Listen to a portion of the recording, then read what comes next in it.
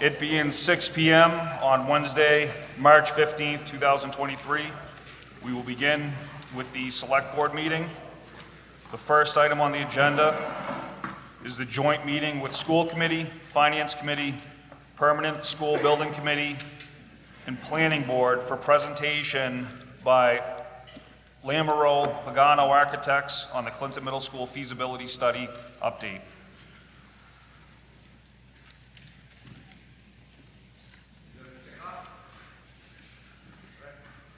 That's it, that's the intro. All right, so as you can see on the slide here, we got some different logos up there, but the Massachusetts School Building Authority, we have been invited into there. We're in their pipeline. We're in the preliminary phase of feasibility study to look at a middle school project. It's a building project, so we don't know exactly what it would be. That's the point of the feasibility study.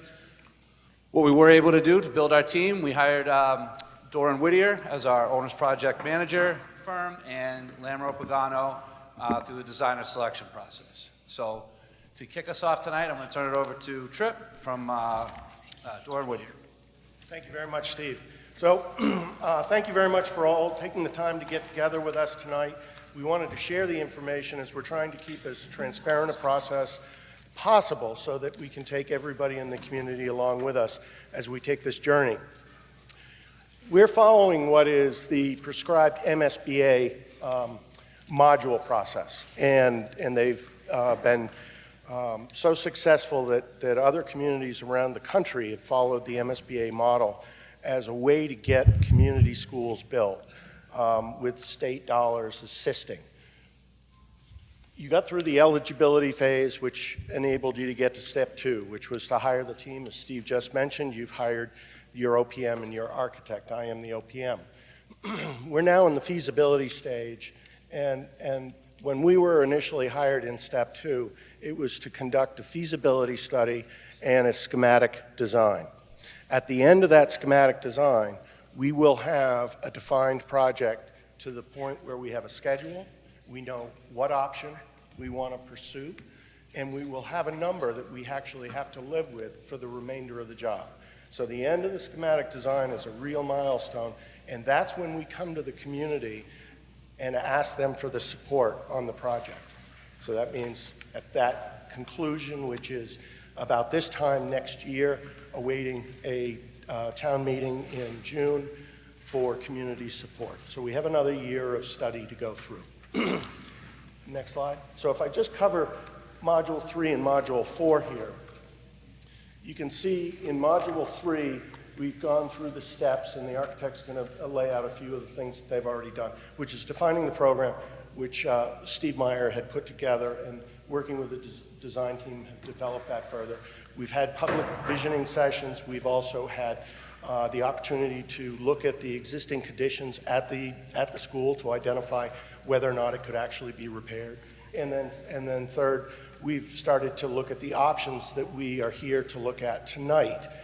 And at the point of looking at the options, we are at a step where we will reduce the number of options, which you'll see in the back on boards, from 7 down to 3 next week with the Permanent Building Committee taking a vote. We are going to be looking for your input because we want to give the Permanent Building Committee as much information from both the community and the boards in town to help them make their determination on what are the 3 we should be looking at further. The next step is those 3 get looked at in much more detail, and then come June, we will be taking those 3 down to 1. Then we would enter into schematic design with that 1, where it gets developed further so that we can put a hard number on it, so that we can put a schedule on it, and so that we can really understand all the benefits or challenges that we have to look at and plan for come the design stage. With that, next slide. What we're going to do is tonight we're going to hear about these different options. Again, there are 7 boards in the back. And we're going to ask all of you with the colored dots that were in front of you, and any of the public that are here that haven't picked up some colored dots, please, on the blue table in the back, they're registration cards. If you fill those out, we will give you some dots so that you can give us your preference as well. Once the presentation's done, we ask everybody to pay attention to which options they think are the best, and you get 3 dots. That means you put a dot on 3 different boards.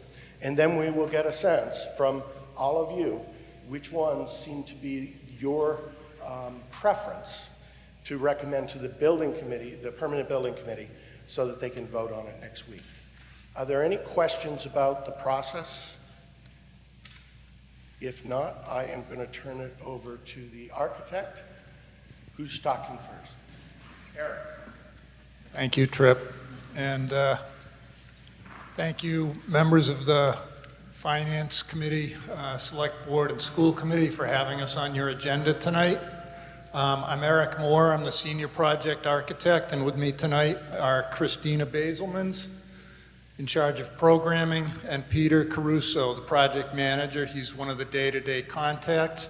The other day-to-day contact is Sean Brennan. He can't be here tonight because he and his wife have their hands full with a new baby. So Tripp mentioned the PDP and Module 3. We're in the first part of that, the preliminary design program. And there's 3 major tasks with that. The first and the second ones are complete. First one is program development. The program is the recipe that we use to design the site and the building. It tells us all that we need to know so we can put things together. And then the second task is evaluation of existing conditions.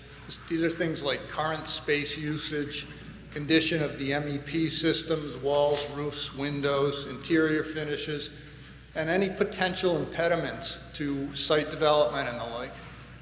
So the third task, the analysis of options, as Tripp said, is what we're asking for your feedback on tonight.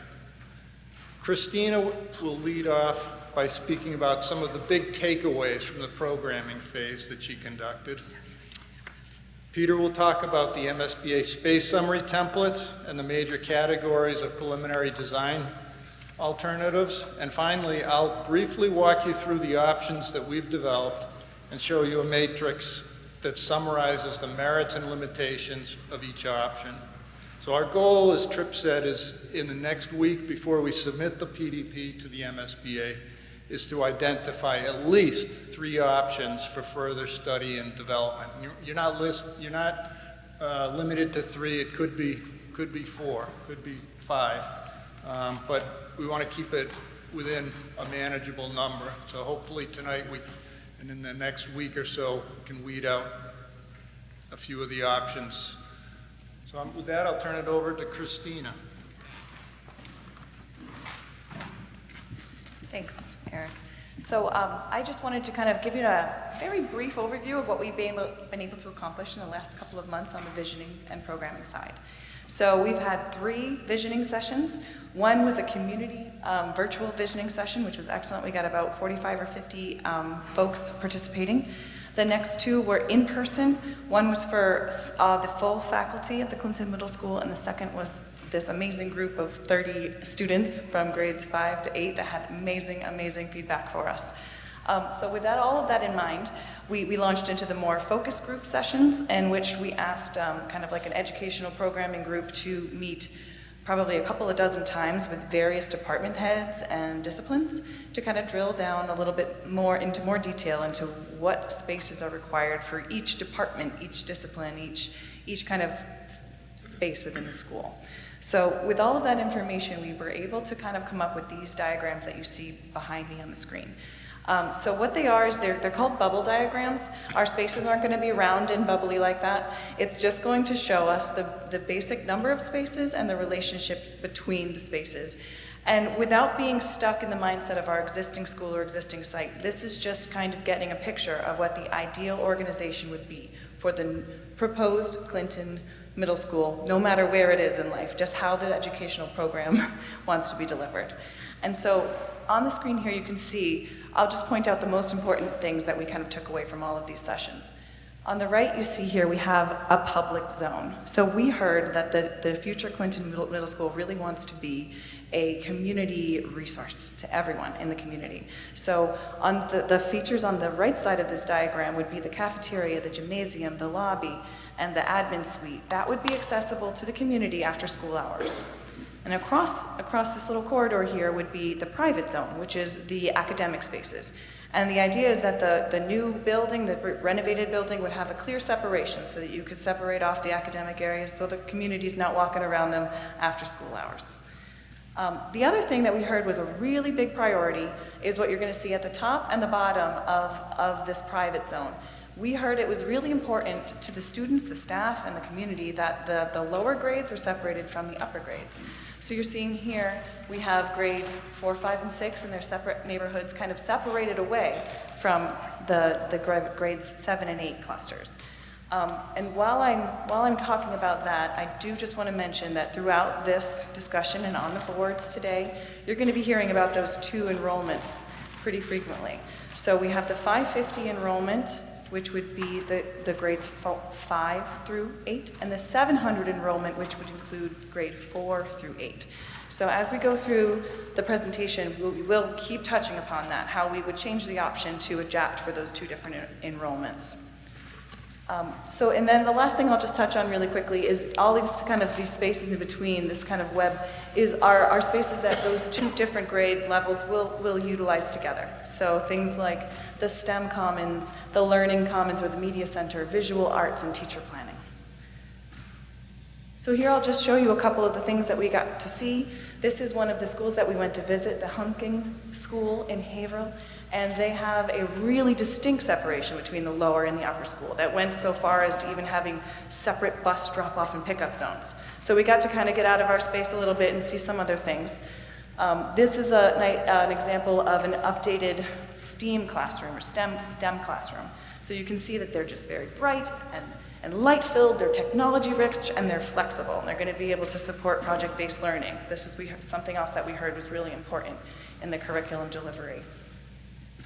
So here is the next level of sort of bubble diagrams. This is diving into each one of those grade level clusters.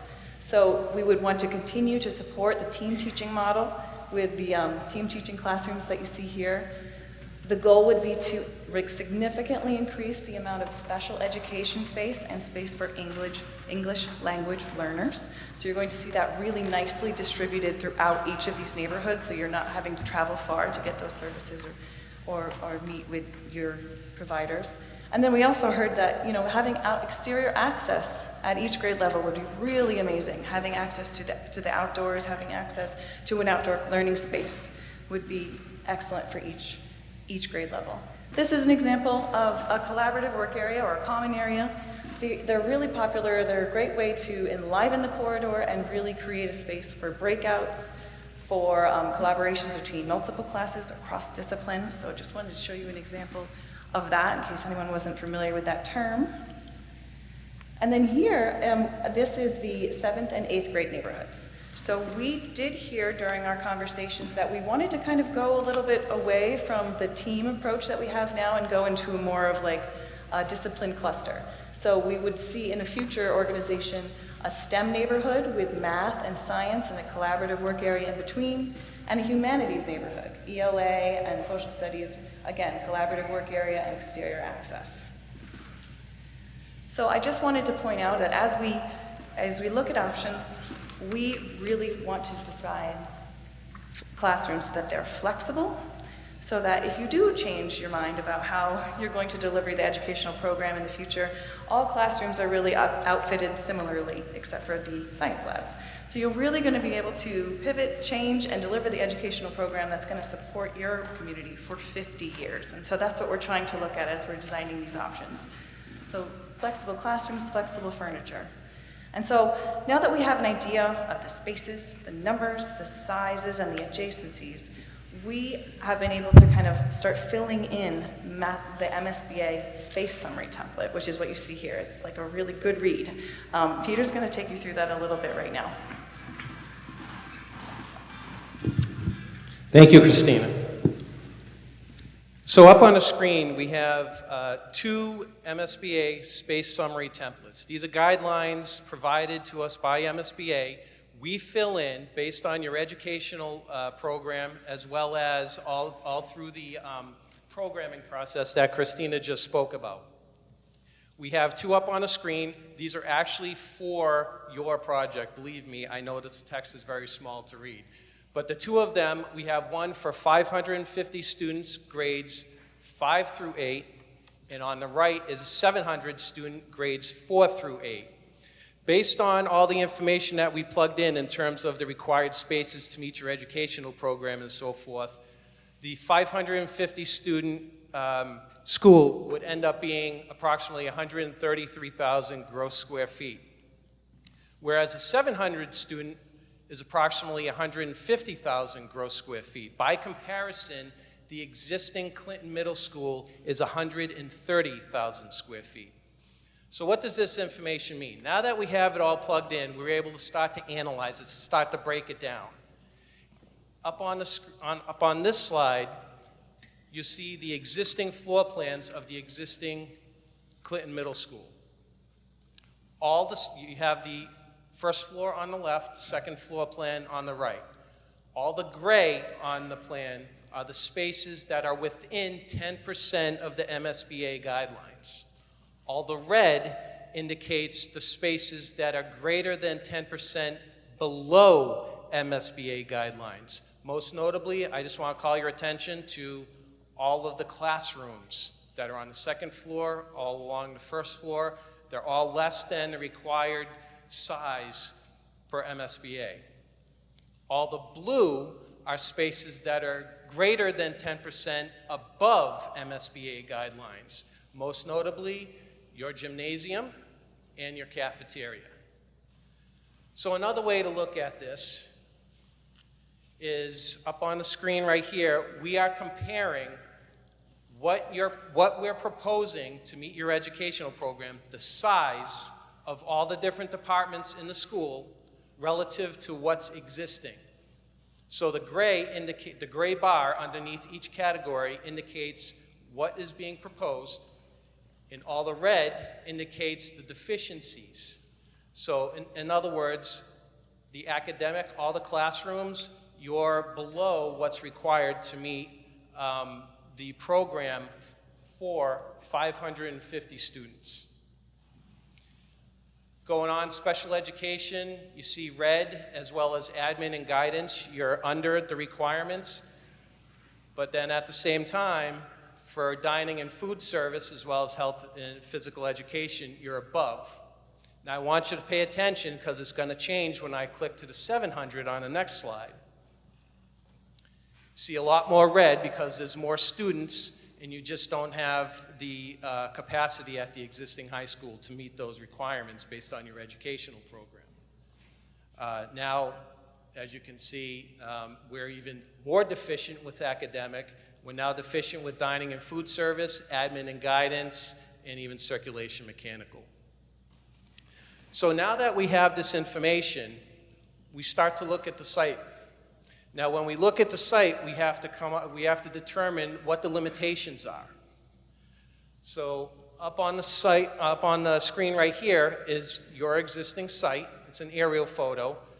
To the south, just for orientation purposes, let me go back. For orientation purposes, the Wachusett Reservoir is at the south, north is pointing up. Now, what we determined on this site is that to the west of the existing high school, you have steep topography, as well as dealing with a 400-foot DCR setback, Department of Conservation and Recreation. In the middle of the site, between the middle school and the high school, we have, everyone knows, we have the transmission lines that bisect the site. It provides limitations in and of itself. But also, through the documentation that we were able to gather from the town about the existing site, we found out that there's poor soil conditions right in this area. Now, it's not, doesn't mean that you can't build there, it just means that there could be cost implications. And then also what we determined or see is a potential site access point on the east side off of South Main Street, either during construction or overall.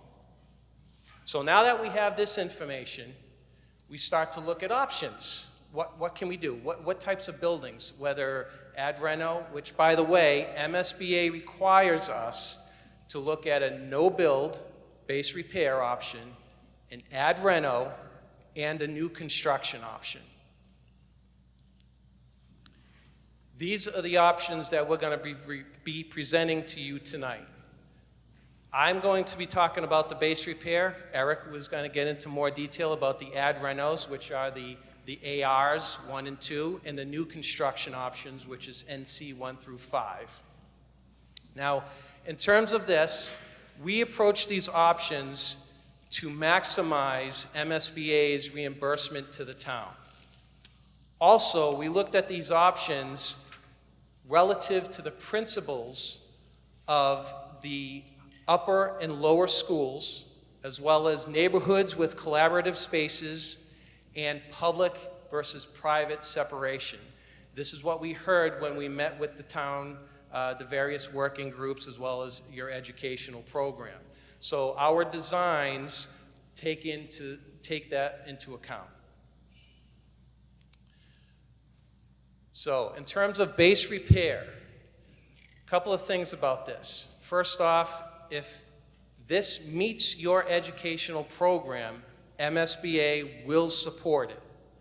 But a point to note is that the base repair option will only be able to accommodate the 550 student grades 5 through 8 configuration. It will not be able to accommodate the 700 student options. There's just not enough space to meet that. Also, this is more than just required code upgrades. You have existing equipment, mechanical equipment, that are past, at, or nearing their useful life. In particular, the boilers in the school. They're almost 50 years old, and they're becoming harder and harder to maintain because they just can't, it's getting more difficult to find replacement parts for them. Also in this, I mean, you're going to be getting other things like a new roof, but a point to note is that due to the trends in higher energy costs, now would also be a perfect opportunity to add insulation to the building. Currently, the existing walls of the school do not have any insulation in them at all. So this would be a perfect opportunity to do that. The other thing to note is that there is no new space being added to this. You can reconfigure spaces, but we're not adding, we can't add under the base repair option / no build. We can't add any more space to this option. And lastly, I just want to point out that I'm showing right here is that due to it being a phased, occupied construction project, we're going to need to add modulars, temporary modulars to this project in order to act as swing space while during the phasing of the school construction. So, moving on, before Eric takes over to talk about the addition renovation and the new construction options, I just want to point out a couple of things. All of the options that we're going to be showing you moving forward are based on the 700 student grades 4 through 8. A couple of reasons for that. One, it was previously decided upon for that. Also, it's the larger of the two options, so we wanted to take that into account. But third, all of these options we're going to show you will be able to still accommodate a 550 student population simply by either removing a wing or reducing a wing from 2 stories to a single story height.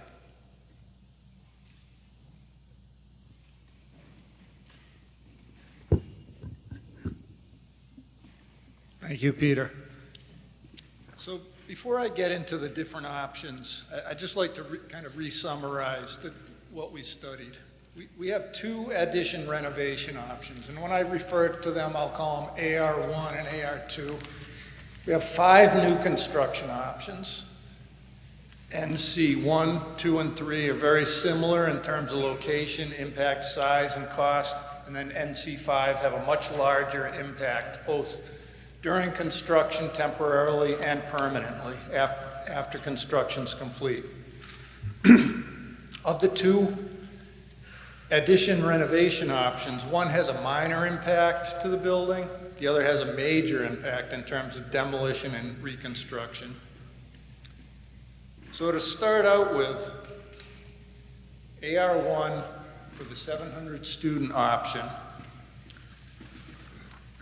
we have moderate additions built on the east of the building and to the northwest corner. The scope includes a complete restoration, renovation of the entire existing building. Soup to nuts, windows, exterior walls, roof, MEP systems, finishes, furnishings, and equipment.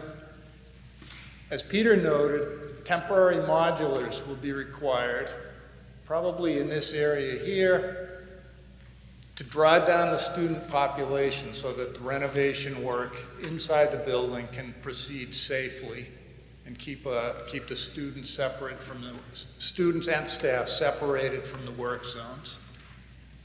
Site circulation in this option stays pretty much the same. Buses and parents will come in this way, leave there, and there's an access around the building here. Currently, they use a fairly narrow sidewalk for parent pickup along here. That would be widened out to be a full driveway.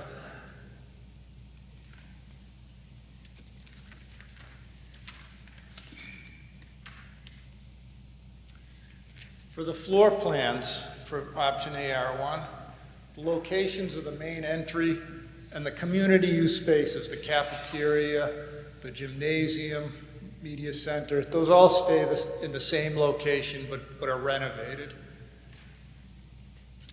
This one-story addition on the east side of the existing gym PE area would be a grade 4 neighborhood, as Christina mentioned.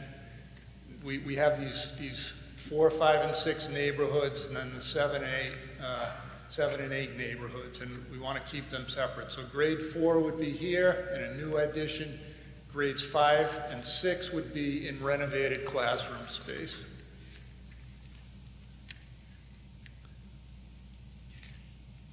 The addition at this corner of the building would be to expand the main admin area, as well as guidance and the medical suite.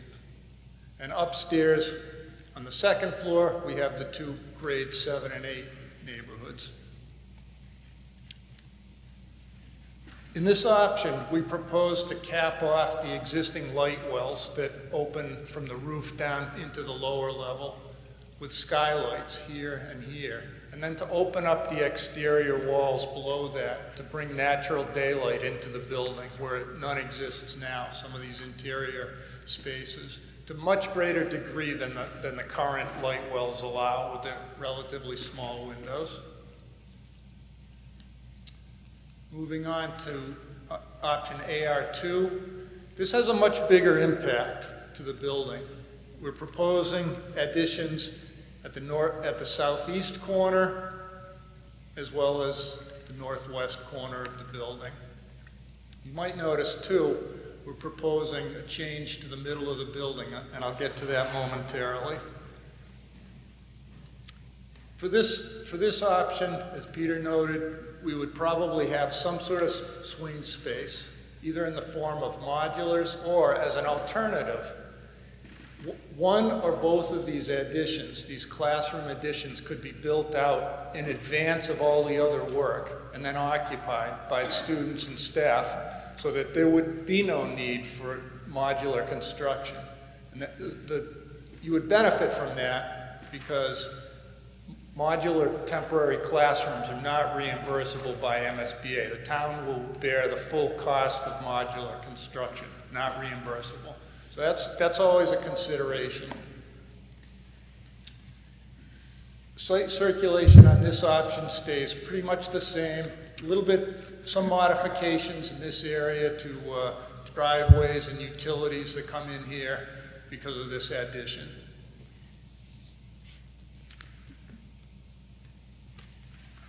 Moving on to the addition renovation 2 floor plans, you can see the additions, 7 and 8 humanities on one level, 7 and 8 STEM on the upper level, and then the grade 4, 5, and 6 in this area.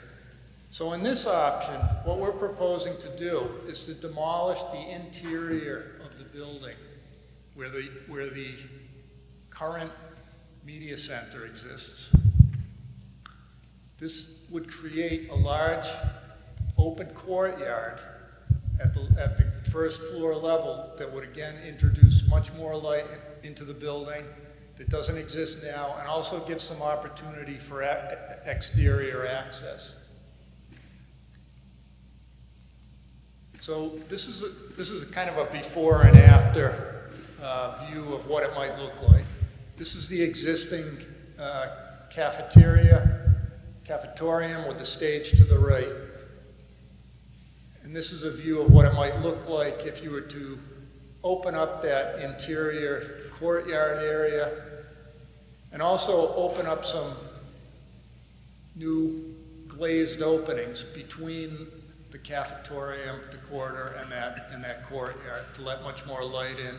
And this would also allow for outdoor dining in good weather and also use of that space for other activities as well. However, there is a fair amount of demolition and student staff disruptions that are associated with this option that's required to achieve this. And that would have to be carefully planned and scheduled during summer times, summer vacations, when that work could be accomplished without impacting students and staff.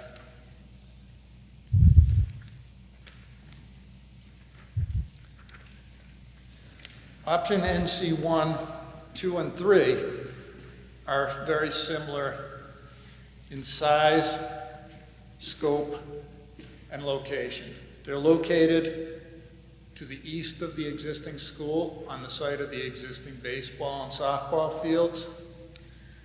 And they have just minor variations, so I'm going to speak to them as really as one option.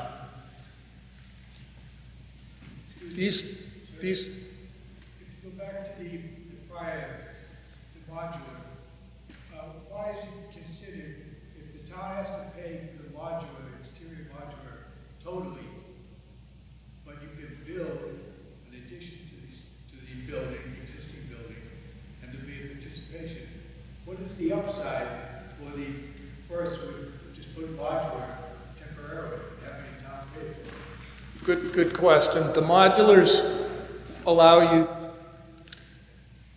the modulars are prefabricated. They can be brought in and in a period of a month or so, installed, and they're ready for occupancy, maybe 2 months. And then when the project is completed, they can be removed just as quickly. The new construction option would increase the duration of the project. You would have to build in the time to actually build out those additions to the point that they could be occupied. So it would take the overall project would take longer. I would first guess, I'd say a school year plus 2 summer vacations. So it might be less than that, but you could certainly build out the addition in that time frame. And we've done that with Leominster High School. We used that approach to build out the science lab wing, and that was occupied early on. But there's a considerable cost to the temporary modular constructions. They're not inexpensive. They're looked at as permanent building construction. So in the eyes of the building inspector, those are permanent buildings. They've got to have fire suppression. They've got to have bathrooms. It's not just, a couple of classrooms they can just throw up and be done with. It's not inexpensive construction.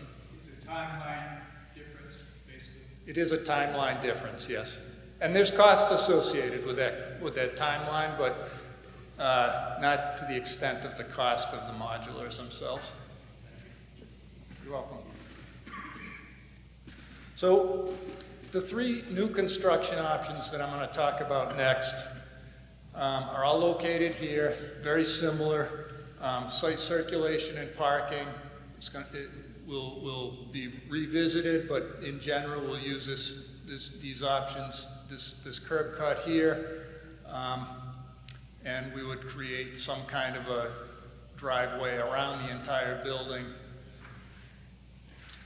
Site work is a little more extensive because the utilities that serve this building would have to be extended. There are also utilities that come from the existing high school that would have to be relocated. Sanitary, for instance, exits the building here. But all of these have good opportunities for athletic play fields and outdoor learning spaces. NC2 is a little bit different. It has an addition or a wing that juts out to the west here. And that creates kind of a semi-enclosed courtyard for the entrance sequence, more welcoming entrance. NC3,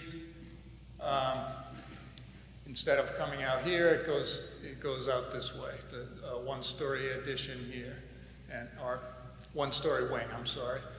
And what that does is it gives a little more visibility of the building as a whole from West Boylston Street. With the existing building located here, which you can make out by this light line, we can't overlap that. The new building has to be built apart from that, and really this is a prime spot for that. So some of the features that all three options share are these good opportunities for outdoor learning and play spaces. And we heard during the programming phase that these are options that are desirable. So things like the shaded pavilion here, the parkour course, the multi-use courtyard that can be used as an outdoor classroom, dining, or other events, and adventure trails. Those are all things that we would like to incorporate into the project.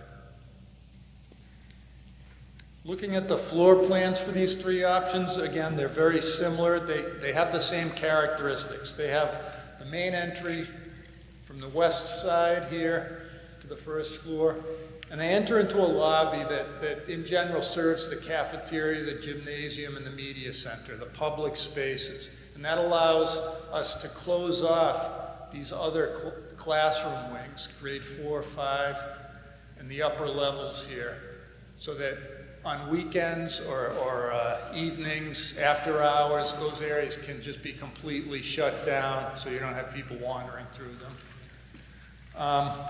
All of these floor plans share the separation between the upper and lower schools, the grade level schools that Christina mentioned. They all have that good separation because they're new construction. We can design them exactly the way we want them. We're not limited by the existing walls or footprint. And as I mentioned, these all have potential for open courtyards with the in this area here for outdoor learning and play areas. Excuse me, I'm not as young as Peter. I still need the notes.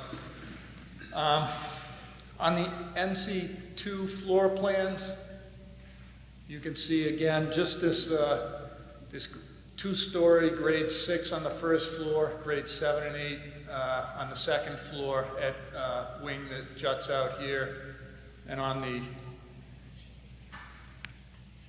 NC3 option, we have a one-story, grade 6 wing that juts out there. Christina's going to speak a little bit about some of the features that we've seen. So I just wanted to take this moment to just talk about how some of these new construction options give us give us an opportunity to really enhance some of the program requests that we heard. So, for example, here you have two different examples of welcoming yet secure lobby spaces with two recently completed schools that we've recently completed. One is an elementary, one's a middle school. So it gives you an idea of how we can kind of create this really activated Main Street that welcomes the students in for their day, connects all of those community use spaces, and also provides like a branching off point for like the lower grades and the upper grades. So this is just an example to give you an idea of kind of what's happening out there. We also wanted to show you some of like the flexible spaces that we've seen and designed recently for community use. So here is an example of like a light-filled, really vibrant cafeteria that really can serve as like you're almost like a lobby for your gymnasium events, for example. It can service like athletic practices after school hours. It can just be really, really flexible and allow you to utilize these spaces all year long, all day long. So I just wanted to share a couple of images as Eric starts to talk about more of these new construction options. Thank you, Christina. So moving on to the NC4 option, this is a little bit different. We, instead of locating the building in this area here, we wanted to see if it was possible to build between the existing building and West Boylston Street. And we were able to design a building that fit in there, but because of the limited space between there, it became kind of an elongated linear building. So it's not quite as efficient as some of the other options. Again, in this option, we don't have a need for temporary modular swing space. In this option, the main entry is on the south side because there's really limited space up against West Boylston Street and not enough room for buses to queue and so forth. The site work associated with and the building of this will be a real challenge because of the location, because it's so close to the existing building, and the need to get materials back and forth from a laydown and storage area, probably in this area. It'll be a challenge to do that and keep everybody safe. I'm not saying it can't be done, but there will be difficulties with that. It will involve temporary location of parking and driveways, bus turnarounds and that type of thing. It might mean that the buses have to drop off on the back side of the building, on the side of the building. So that is one consideration related to this, as well as utilities and drainage. Right now, all of the existing site drainage goes to these areas, these detention areas along West Boylston Street, and we'd be displacing that. So we'd have to find a way to, excuse me. No mean to interrupt. Does that allow for the separation of the civic versus the academic sections? It does, and you'll see that in the floor plan, which we have here. So this is the elongated plan. Most of the public spaces are on the first floor. We have the main entrance here. We have the media center directly off of that lobby with the gymnasium, cafetorium, music and arts. So it lays out pretty well in terms of separation there. Second, all of the grade 4, 5, and 6 neighborhoods would be stacked at the west end of the building, 1, 2, 3, and then the STEM and humanities neighborhoods would be located on the second and third floor. And being 3 stories, this building has opportunities for views to the reservoir that the 2-story option lacks. Finally, NC5. We heard during the programming phase multiple times that there was interest in building close to the existing high school, that students from the middle school might be able to use the gym or use the media center or other facilities, the auditorium, for special events. So we wanted to look at an option that did that. So this option addresses that desire by locating a new middle school between the existing high school and the overhead transmission lines. And as you can see, it's pretty tight. It creates some issues with site circulation in terms of not only buses, which would queue up along here, but also service entry would be in this area here, pretty tight through here, and student and staff parking would be displaced, and currently it's in this area here. We have tennis courts in here. Those would all be displaced, parking onto the other side of the overhead wires here. So there's some not only temporary construction impacts here, but long-term impacts that you'd be dealing with on this. Some other things, as Peter mentioned, we did have the test borings that were done for the high school project, and we know that they encountered organic soils and unsuitable soils in this area, and we would anticipate that you'd face some of the same problems with this building. And not that they can't be overcome, but there's cost associated with that. The existing power lines, as you can see, very close there. And Peter will speak to that a little bit more. Thanks, Eric. This is a view of their power lines on the right and the existing high school on the left.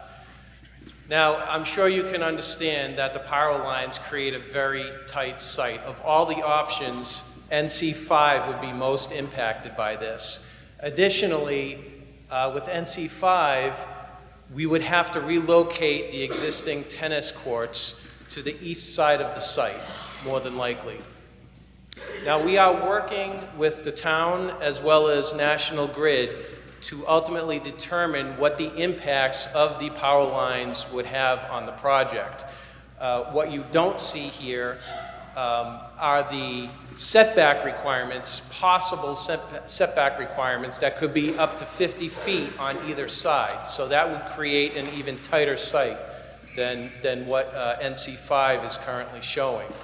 What we do know is that relocation of these power lines is not an option. Thanks, Peter. So moving forward to the floor plans for that NC5 option, you can see it's pretty compact, pretty condensed. Entry from the north here with the gymnasium, cafeteria on the main level. We also have the grade 4, 5, and 6 on the first and second floors, with grade 7 and 8 on the third floor, with a rooftop courtyard for ventilation and daylighting.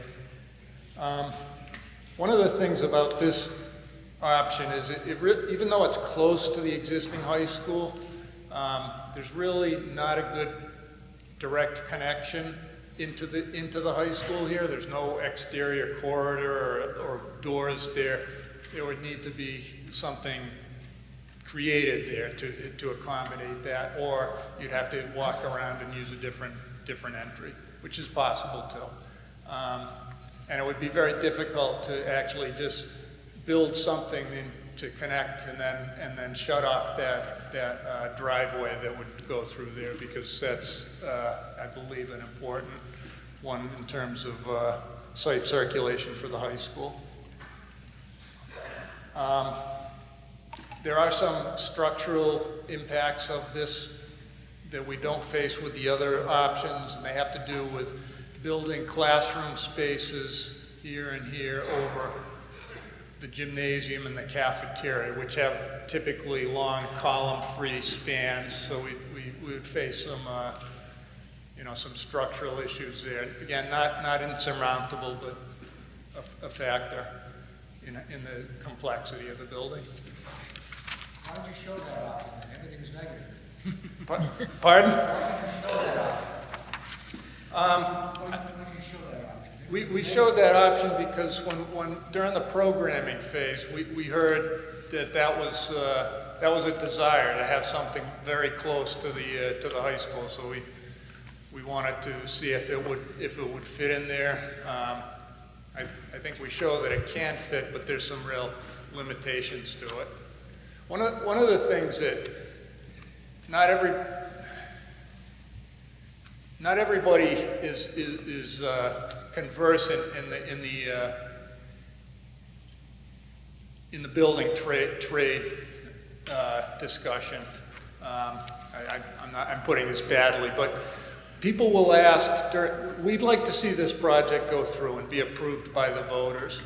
And I think that during the process to get there to a town meeting where people actually come and vote for the project or not, they want to know that everything has been looked at. And so we have, even if we know it's not necessarily the best solution, we know that question will be asked at those meetings. So that's why we go through the process that we do. And as Tripp mentioned before, it's kind of a mandated process by MSBA, but it's a good process. A lot of for feasibility studies, I find no faults with it. It's a good process to go through to get things vetted out and approved. So the last thing I'll show here is this is the options comparison matrix that we developed to kind of rate these things at a glance. And Christina's going to walk you through it, but before she does, I just wanted to note one caveat in that, and that has to do with the addition renovation options cost. And the point I want to make is that these do not take into account a couple of things. One of those being potential swing space savings that we talked about before, about not having to build temporary modular construction and building out an addition first. So if there are savings there, and we think there would be, they're not reflected in this rating. So if you like AR2, for example, and you see that cost as a red being a high cost, it might not be that high a cost. It might be a 2 or a 3 rating once you factor in those other things. These costs have just started to come in, and it's kind of a moving target as we're looking at them. So I just wanted to give you a heads up on that. And the other thing is that they don't take into account potential MSBA reimbursement points for reuse of existing buildings. So if you reuse an existing building, and Tripp may want to get into this a little bit more, but you get points for that you wouldn't get for a new construction option. So MSBA is going to reward you for reusing your existing building. You can get up to 5 points, I believe. Yeah. So one of the things that is represented here, because the numbers are just coming in, and we're just in time, basically. What we got was an estimate for construction cost, not complete project cost. So construction cost usually is somewhere in the neighborhood of 65%.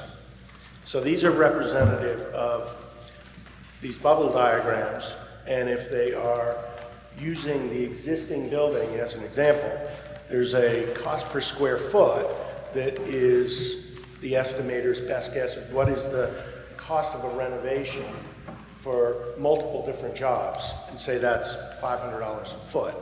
They're just applying the square footage of whatever's on these models times the $500 a square foot. If it's new, they're doing the exact same thing. They're taking what is the average cost of a new building per square foot and they're applying it to the square footage of what you're seeing on the screen. So it takes into no consideration any detail. It takes into no consideration any real efficiencies that might get designed in later. But what it does do is it says this option compared to this option using the exact same apples to apples approach says one's a little higher, one's a little lower. That's all this is doing. So when I hate this stage in looking at numbers because the numbers are just not developed in a place where they can be trusted. They are for comparison use only. Does anybody have any questions about that? We're kind of doing the best we can with the handcuffs on. So with that, I'll let Christine go through the rest.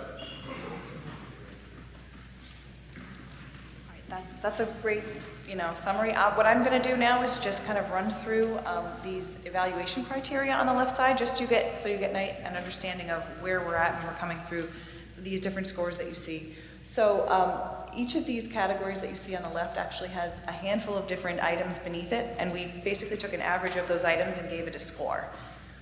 So that if you look at these score, this is their score along here, and this is the option along the top.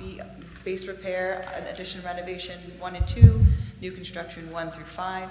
And as you might have guessed, 5 is most advantageous to the project, and it's shown in green. And it goes all the way down to 1, which is least advantageous to the project and is shown in red. And so just to run you through the categories very quickly, we have the first one, and first and foremost is educational program fulfillment. So it's kind of what we were talking about this whole time. How well does the option separate the upper from the lower grades? How well does the option really create separation from the civic from the education, for example? And then additionally, organization of those spaces into neighborhoods, and with collaborative work areas and everything that we're hoping for, in addition to providing access to outdoor learning opportunities. So that's that category. This next one is called Space Summary Variations, and that's basically taking a look at what the gross area is for each of these options and comparing it to those goal space summary numbers that Peter talked about earlier. So for 550, it was like that 133, and for the 700 enrollment, 150. So that's kind of just showing how far off it is from there. Oops, sorry about that. Site goals and facility goals and objectives. That includes parking, vehicular traffic around the site, separation of parent pickup and drop off from bus transportation, and athletic and play fields, proximity to the existing high school, which we heard would be advantageous for some of those older grades to be able to share resources. And I think last but not least, sustainable design, compliance, and utilities. The next one, I'm sorry, that's actually part of, I apologize, that's actually part of this one. This one has the sustainability of design and utilities. I apologize for that misstep. So that's going to be talking about how do those transmission lines affect the site design, how efficient can we be with the building, and how are utilities affected on the site. Apologies for that. Lastly, construction phasing impact. Yep. On the energy, is any consideration been given to solar? So yes, actually, that's a factor. And that's a factor in the energy? Yes, it's a factor of, we considered how much building solar we could fit on, like for example, NC5, very little rooftop, right? Not a lot of opportunity for solar on the building, but a lot more compact in terms of efficiency and reduced building envelope related to the exterior exposure.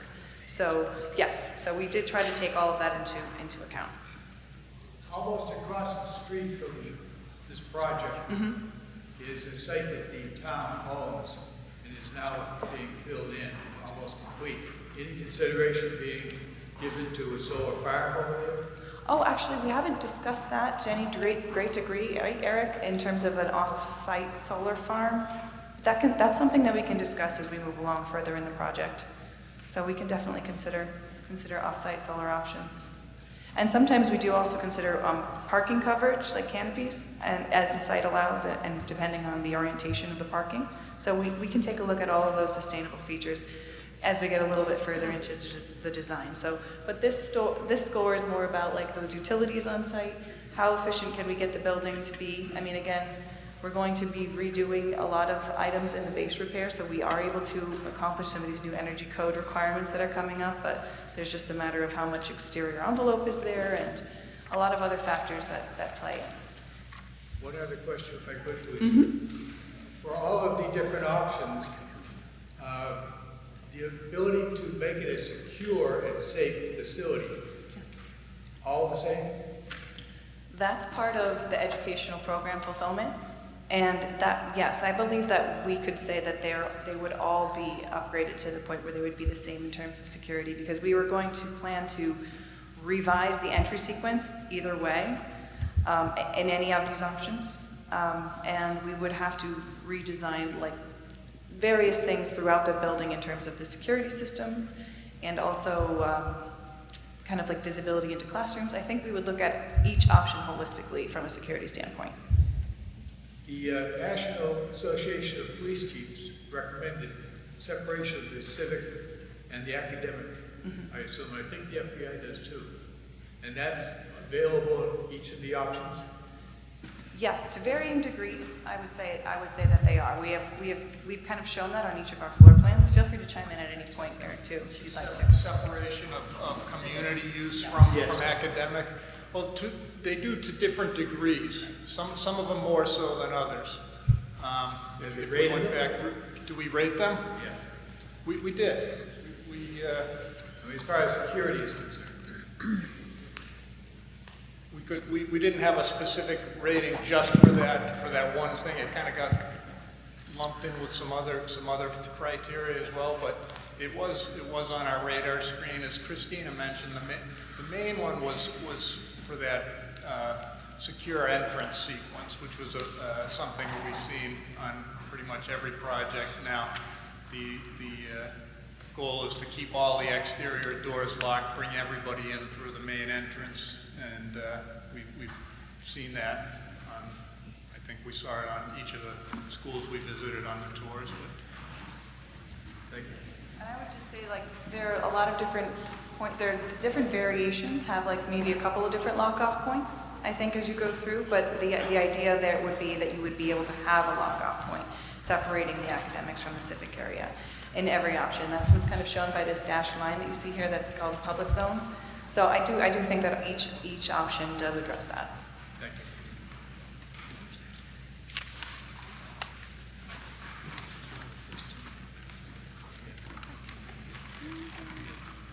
All right, so just to wrap up, construction phasing impact is the last one here.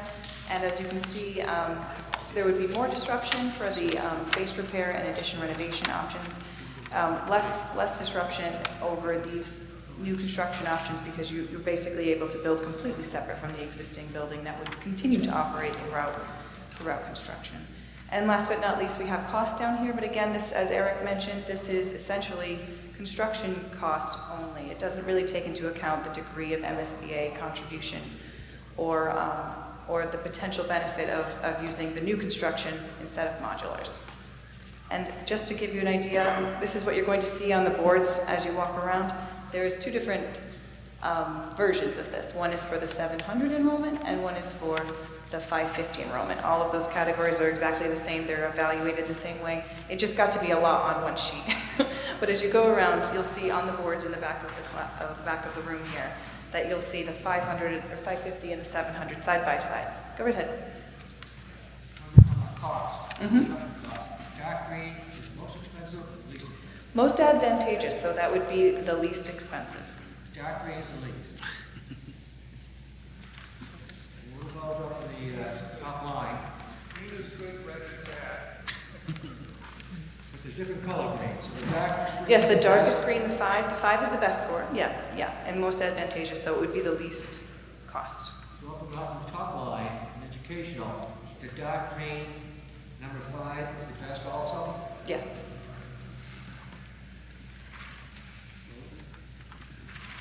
Looking at the 550 one. The one that says NC1 is all greens, and the bottom is the lowest yellow. Does that mean, in your opinion, that's the best one? Well, we can't really necessarily to make an opinion on the best because all of these are going to have different value levels or weights to all the different members of the community. So it's basically, this is an impartial way of taking a look at this. So at a glance, you can see how it scored in these categories, essentially. So if you feel like everything's a one-to-one weight and you just want to add it all up, then you could make some conclusions on that. Go ahead. I would just add that not everybody's, we didn't weight these intentionally.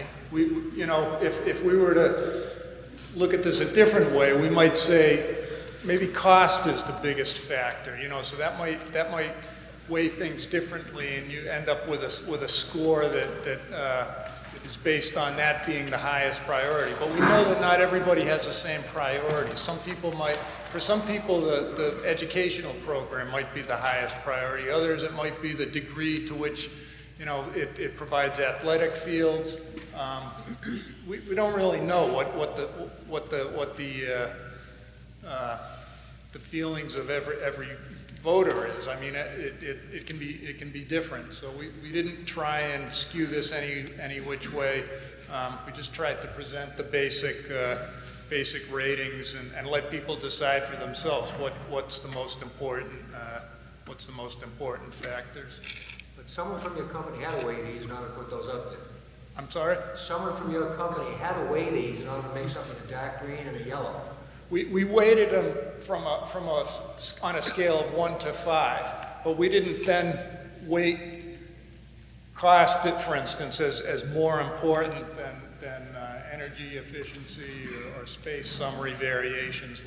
I guess my point was we did rate them on a scale of 1 to 5, but they weren't weighted. One category being more important than another. If that makes sense.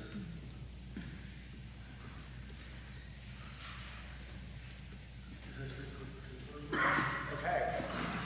Well, this concludes the presentation, and we're now at the sticker point. And I guess it's respectful to the chair of the selectmen, since this is your meeting, is it okay if we ask everybody to go up for 5 to 10 minutes? Absolutely. So you can get your meeting started, because I know you have a longer agenda.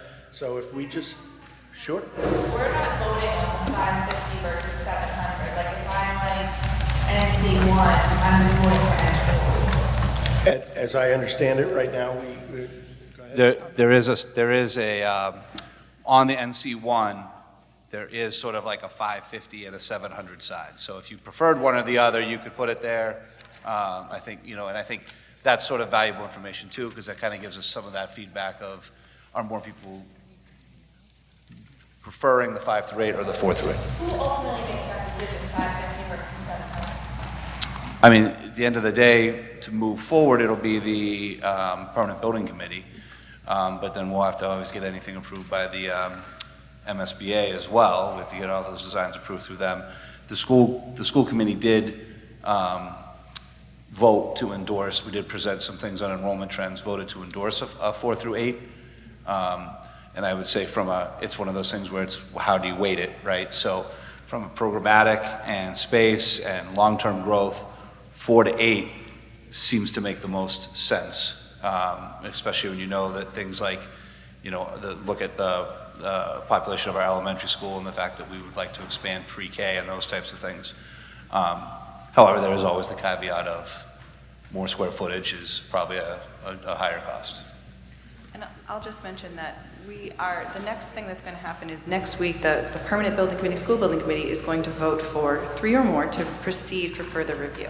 And so that's going to be the official vote that's going to decide what gets reviewed further. So this is just a great opportunity for us to hear from you, what you're gravitating toward, what spoke to you tonight, and what you think is going to work for the community. But again, you will have that option. On the left side is the 550 throughout on each board, and on the right side is the 700. Will we eventually get a cost estimate for this? I'm sorry? Will we eventually get a cost estimate? Someone had to fix it. Determine a cost estimate to make... Yes, so in the next phase, when we've now narrowed it down to 3 or 4 options that we can actually study and we can actually get more in-depth cost estimates, we will present for them probably in May, back again to similar group. What are the costs of the 3? And then more importantly, what is the reimbursement from the state? Because as the state, gives you, I think it's 69.73% reimbursement on reimbursable cost, and they have many things that are not reimbursable. So it's 69.7% of reimbursable cost. That may translate to 45% when everything's brought out into the wash. So it's important at that point in time to represent each of the options with the cost, with what is reimbursement and what is local share, because then you'll have an understanding of what your costs really are. Yeah? What is the current enrollment of the middle school now? It's right about, I think it's 545. So it's right about what they would be building for. So grades 5 through 8. Yeah, it's 5 through 8, right? Oh, sorry, is that what, I didn't, yeah. No, but yeah, that's a good question. So it's grades is 5 through 8, students is about 545, and their MSBA projection is 550. Any other questions? If I can invite anybody that came to the meeting that does want to give us any feedback that doesn't have 3 colored dots, Elias standing in the back in a white sweater has some registration cards, and if you fill out a registration card, he will give you 3 colored dots. For others, please go place your preference on the board that you like the best. And this will conclude our presentation for this evening. Thank you so much for coming and allowing us to do this. Regarding the middle school feasibility study, we're going to resume the select board meeting. The next item on the agenda is public comment. Is there anyone here for public comment this evening? There being none, we'll be moving on to the liquor license change of category public hearing for 220 High Street. If you please come up front. And just as a reminder, anybody that is going to speak this evening, you'll have to speak into the microphone so everyone can hear at home. Thank you, Mr. Chairman. Attorney Harold Naughton. I'm here with the Patel family, the owners of and managers of Papacolis' Variety on High Street. As you may remember, some time ago, we came in front of the town meeting asking for approval, and we allowed approval for a change of the category of license from a beer and wine to a full liquor. The town meeting approved that, and the paperwork was passed on to the legislature, which in their tremendous wisdom passed it and sent it back to the town, and here we are for final approval by your board. Mr. Chairman, and the manager and owner are here to answer any questions that the board may have. Thank you. So this being a hearing, we'll move on. We'll open the hearing. Is there anyone here to speak in support of this change of license? Is there anyone here to speak in support? All right. Is there anyone here to speak in opposition of the change of license? All right. There being none, we'll close that portion of the hearing. What is the pleasure of the board? Mr. Chair, I move that we approve. We approve a change of license from wine and malt package store to all alcohol for the liquor license held by Rana Inc., doing business as Papacolis Variety, located at 220 High Street in Clinton. I'll second. Second, is there any discussion or are there any further questions? There being none, all in favor? Aye. Thank you. Good luck. Cheers. Thank you, Mr. Chairman. My very last act as a private attorney. I'm glad it was a success. Congratulations on your judgeship. Be seeing you soon. Take care. Next item on the agenda is the School Department FY 2024 Proposed Budget Version A.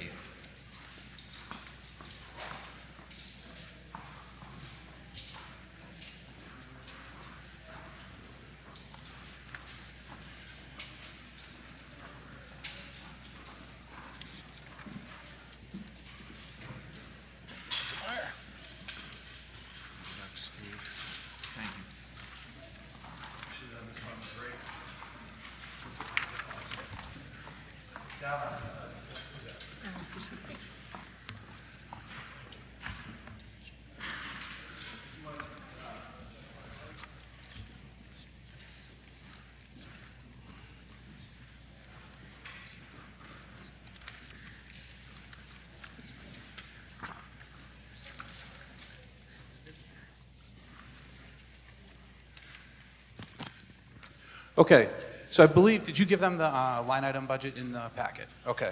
So I do apologize to the Finance Committee because I did not make copies of the actual line item budget for you. I can get that to you. I knew it was in the Selectmen packet and it was in the School Committee packet last week. Oh, he did? You sent them electronically? Oh. Thank you, Mike. You bailed me out. It is not in the packet from what we're seeing that was uploaded electronically.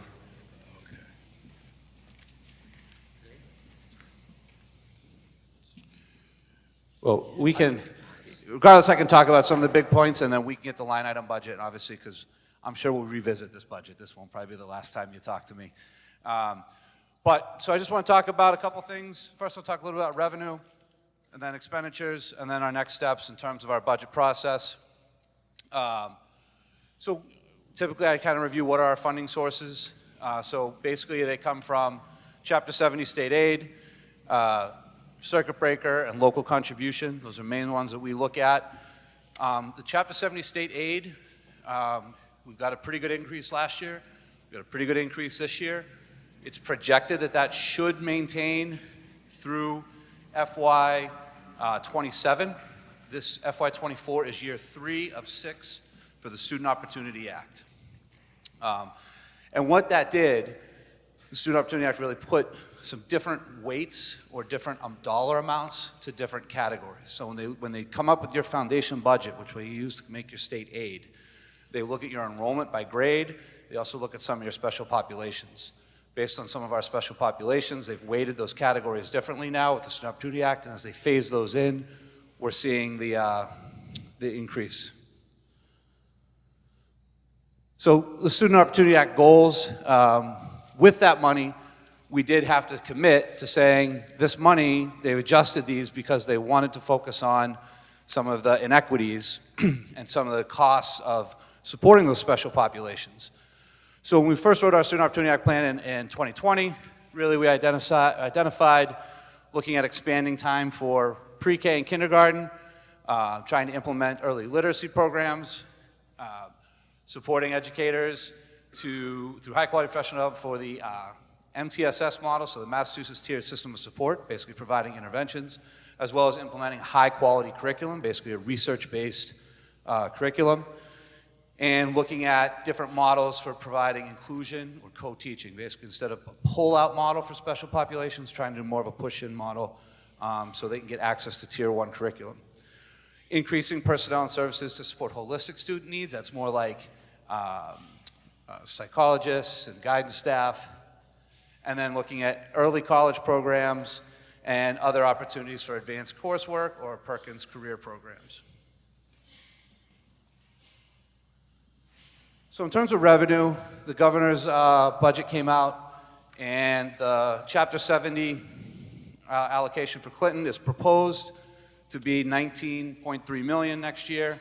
It's approximately a $1.9 million increase over the Chapter 70 funding from last year.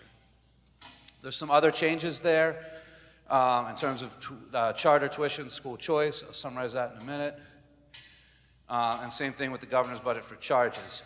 I think one thing that's good to note is we've been in sort of a school choice deficit. If you look at it in terms of the charge out has been greater than the charge in. This year it's projected still a deficit, but our school choice receiving would be $439,000, but our school choice sending is down to $459,000. So that gap is narrowing. So hopefully we can get we're more on the plus side as we continue to move forward. So in summary, what's that mean? It means Chapter 70 was increased by $1.9 million. There were some other things, school choice in and charter tuition reimbursement decreased by $216, but the tuition decreased by $163. So those are kind of the highlights in terms of educational funding and charges from the governor's cherry sheet. I don't know exactly how it's going to go. Typically the governor's number, typically educational funding increases, not decreases, from the governor's budget as it works its way through. However, I think it's highly unlikely that our Chapter 70 number is going to change because it's basically following the Student Opportunity Act implementation. What I would anticipate is going to happen is as they move forward with the budget process, what you're going to see are school districts that really haven't had this benefit, that are getting like minimum aid of $30 a kid. They might raise that to the 60 or whatever they've done in the past. I think there's some advocacy for raising it to $100 a kid as minimum aid. We do have some additional funding sources. We have ESSER 3 funding. This will be the last, so next year, FY24 would be the last year we'd be using, full year we'd be using ESSER 3. We have $862,000 basically budgeted, earmarked for staff from ESSER 3. We do have school choice. The school choice end does come to us, so we reallocate that to cover the teachers for the school choice students. And we do have entitlement grants. So we get about $1 million of entitlement grants. But those entitlement grants are supplement, not supplant. So really there's restrictions on those. You can't, if I need a second grade teacher, I can't just say, well, I'm going to use Title I funding for second grade teacher. I need to use it for things in addition. So in terms of expenditures, we presented a preliminary budget in January that had, we do a process, we take input from our staff, our administration, we look at our student population, and our preliminary budget was $30,721,000 for general fund and circuit breaker. So our total sort of operating costs there. That was an increase of that was a larger increase than that. When we got the governor's number, we had a meeting with the principals, and we went through the budget, and our goal at that meeting was to make sure that we got it down to the 1.9 million. So basically we wanted to say, we want budget version A to be, we're not asking the town to allocate any local dollars directly to the school. It would just be the increase in the Chapter 70 aid from the state. So that was our target for that round. So we cut about $500,000 out of that budget, from the preliminary to budget version A. So what that gives us is about a 7% increase in our budget, a general fund of $29,136. As always, there's some assumptions when you have a budget. We're assuming unknown contractual increases to be 3%, but of note is all of our unions are under contract this year. So there are very, very few unknown contractual increases. Vocational enrollment, we're projecting it to be 59 students. Right now, I'm expecting our returning enrollment to be 45 students next year. It's basically if you take who we're paying vocational tuition for minus the graduates. So we're assuming that about an additional 14 students will get in. Special education, we do have placeholders for some students who we know are going through an evaluation process that we think are likely to probably end up in sort of like an out-of-district placement or special program. A big one here is that out-of-district placements, so basically if there's a student that with special needs that we need to sort of send to a special school setting to meet those needs, the state has approved up to a 14% increase in those tuitions this year. Why? I don't really know. But I mean, it sort of was like they feel like they've capped them at lower. Normally they're capped at like 3%. And I feel like they felt that with inflation or whatever, they couldn't keep up with that, so they bumped it up to 14. So we have assumed that all of our tuitions are going to be 14% increases. Now, they might not all be. For example, we're a member of a collaborative. I'm on that collaborative's board. Our tuition increases are probably going to be between 8 and 10%, right? So as we get those actual numbers, we'll be able to kind of go through a little more.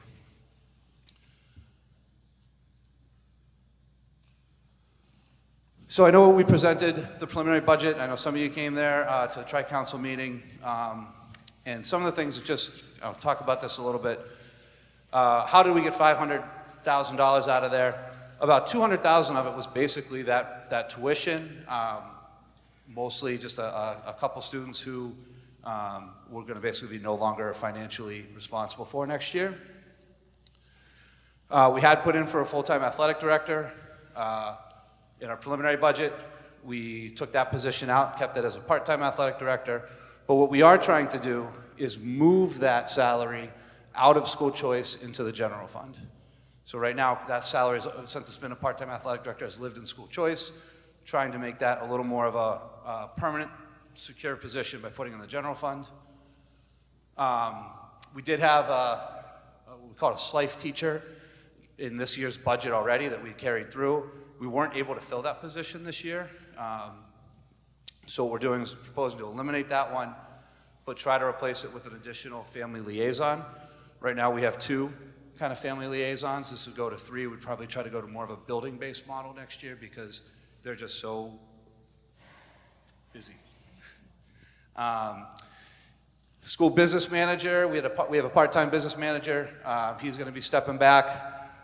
We're looking, the school committee voted to allow me to enter contract negotiations with our assistant business manager to take over as business manager. So we should realize some savings there by the part-time business manager.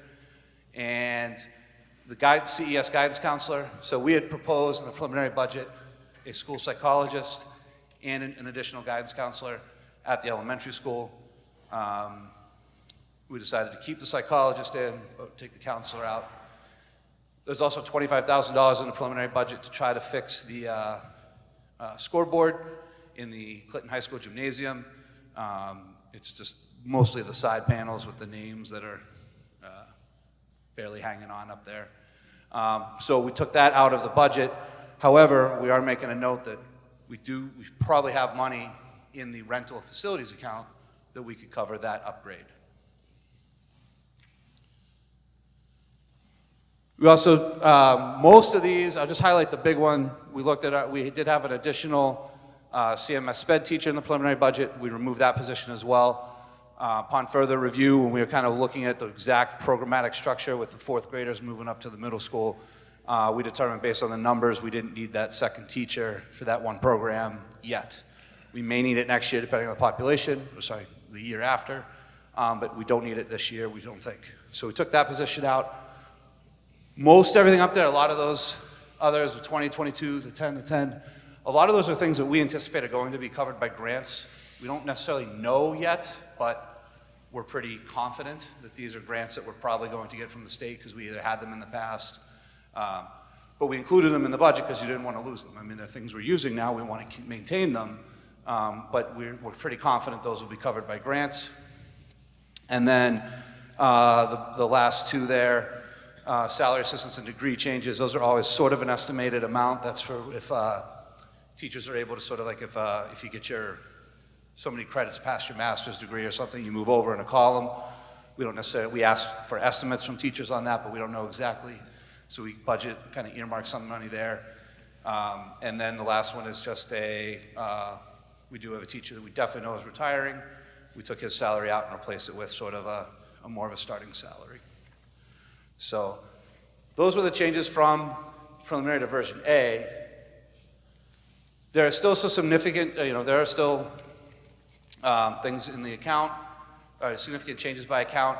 I know you don't have, if you don't have the line item right in front of you, but administrative district technology, there you see that has a big increase, not a large increase, a large percentage increase. That just has to do with our evaluation software. It's no longer included in our collaborative membership.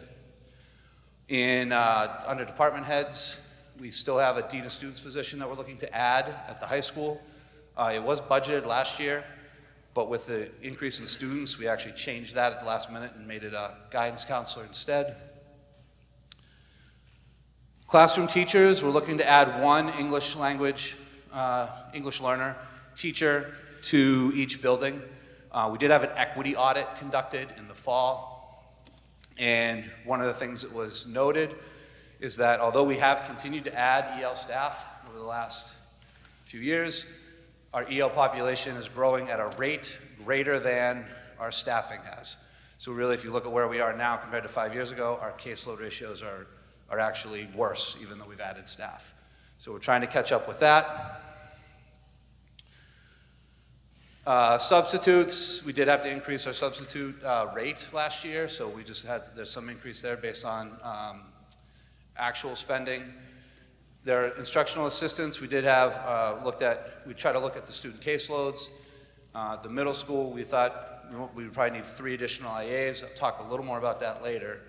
At the elementary school, we have 1 additional IA penciled in, most likely because right now we're trying to add an additional section of either pre-K or kindergarten, depending on the numbers. And that classroom would then need to be supported by an IA. Professional development, we have some increases in there to do professional development over the summer to support the high-quality curriculum work, which is a direct objective of the Student Opportunity Act, and some new textbooks, workbooks, mostly for high school history, and some consumables for the younger grades. Same thing that kind of falls under the high-quality instructional materials.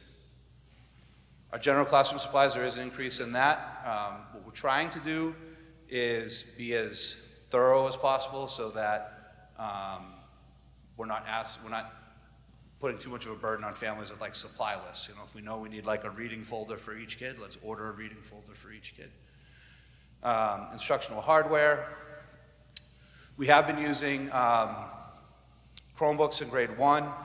We're going to look to transition to iPads in grade 1. So that's included in here. We also have our Project Lead the Way Computer Science Lab and our AP Computer Science courses that we're offering now. And the Chromebooks don't quite support the level of computing that those need. So we're trying to create a lab for that, the AP Computer Science. And one note is these hardware purchases are kind of like a placeholder because I don't really want to zero out that line. But we don't actually need to order any new Chromebooks for next year because we got a grant already that we were able to get 500 Chromebooks for free. So, or paid for by a grant. So using that grant, we have the Chromebooks we need for our refresh cycle already for next year. And then another one is to upgrade CES classroom monitors. Right now, a lot of them have TVs. This is kind of replacing with more interactive screens. There's an increase in the guidance counselors because it just reflects the actual guidance counselor for CHS. The school psychologist I mentioned, we have the school psychologist at CES, and then tuition includes a 14% increase. So that's kind of the summary of like the big changes if you're looking at the line item. Not necessarily, they're not all huge changes, but they're the ones that jump out when you look at percent increase, right? This is always the big question. How many positions are we proposing to add? Right now it would be 9. The previous iteration of this budget, I think it was 12 or 11.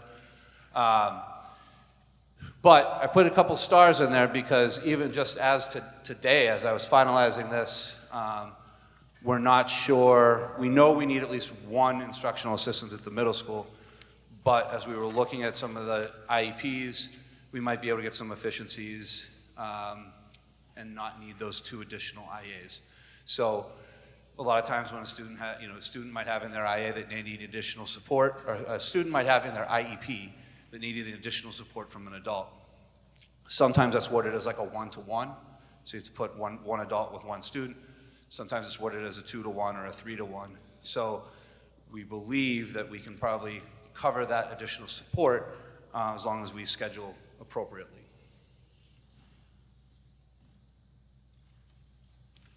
The big thing is, I want to make sure you realize that we're trying to focus on sustainability because I know that is the biggest question. You have ESSER funds, you have SOA funds, there's a ton of money right now for the school, but what's going to happen when that dries up? And what we're trying to do is look at that, right? So I know like our current staffing commitment for next year is $862,000. A rough estimate of a projected contractual increases going into FY25 would be $700,000. We have a shortfall in our school choice because we had a cushion in there, so we were spending more in school choice than we actually are taking in. And so I project that we need about $1.8 million for sustainability just to make sure that we, assuming nothing else, assuming no other cuts, no other savings through retirements, no anything else. So the fact that, our increase last year for SOA was 2.4 million. This year, the increase is 1.9. I feel like we're in a good position where over the next 3 years with the Student Opportunity Act increases, we're going to be able to sustain the momentum we're trying to take forward. I had, once the Chapter 70 increase is known, it's kind of known now, this slide is from there, but it's the idea that we want to make sure that we're building around that so that we're not trying to say, you know, we want a $2.5 million increase if our Chapter 70 is only $600,000. So what are our next steps? Right now, we're working on filing our ESSER and our Student Opportunity Act reports. Every year we have to file an annual spending report that shows what we spent money on and how it related to the allowable costs. So we're working on those right now. We'll have to do a public update on the SOA at a future school committee meeting. We'll continue to make adjustments to the budget based on any feedback we get from the finance committee or selectmen. And we will update based on state budget information. So if they come out with the next version of the budget, if there's any changes, obviously we'll have to reflect those. And any other figures as they become available. So like I said, as we get those tuition numbers, if we get a letter from a school that says, oh, we finalized our budget for next year, your tuition is going up 10%. Okay, well, if we had it at 14, I can now go in and fix it. We are going to have our public hearing April 10th at a school committee meeting in case anyone wants to provide feedback at that time. And that's about where we are. I would say that our goal was to get this preliminary budget down so that we weren't spending more than the Chapter 70 increase, okay? If you recall, last year, our budget went up less than the Chapter 70 increase, right? Because what we know is that if we add staff, there are also indirect costs that the town absorbs potentially through things like insurance, right? That's usually the biggest one. So I don't know, and that's where we can get some, I would rely on some feedback or look for some feedback. You know, I don't know what information you guys have about like insurance rate increases and those types of things. But as we get those numbers, you know, we might need to look at we're, you know, fully prepared to look at our budget and say, okay, do we have to back this down a little bit? Or, you know, it's a big difference if we are having 9 positions or 7 positions too, right? So as we kind of sharpen the pencil and get there, we're willing to, you know, obviously we want to work with the town. You know, we know that this is a good time for Clinton Public Schools right now because of the Student Opportunity Act, we are seeing these large increases, which are needed. That's why the state passed the law. I mean, they said that they realize it costs more to educate English learners. It costs more to educate some special education students. Like those special populations, they realized their old formula wasn't working. So they're phasing in these changes to make it more reflective. So really, it's like we're really getting the money that we should have gotten, because that's what they're saying the true cost of educating all our students is. So I know, but we know that, and so we're willing to kind of work with you on that, and you know, I would welcome any feedback when we get it. Like I said, I apologize for not having hard copies of this for you. I'll get it, if you don't have it electronically, we'll get it electronically to you as soon as we can. We've got it now. Yeah, he put it back in. Oh. We got it. Sorry. So based on this version that you have today, what is the local contribution? Like last year you said it was a negative 300,000. What is the local contribution? But the change would be zero. It's just, Whatever. So if the local contribution was, so right now we're calling, and I almost did this slide for you, and I'm sorry. But so we know that the general fund increase is the general fund budget, right, would be 29,136. So if you back out sort of that 19,317, right, that's the Chapter 70 aid. So it's like from the town, it's essentially $10 million, which I haven't looked at it exactly, but I'd be willing to bet that it should be almost the exact, like to the dollar, almost the exact same figure as it was last year. So that was our goal on that.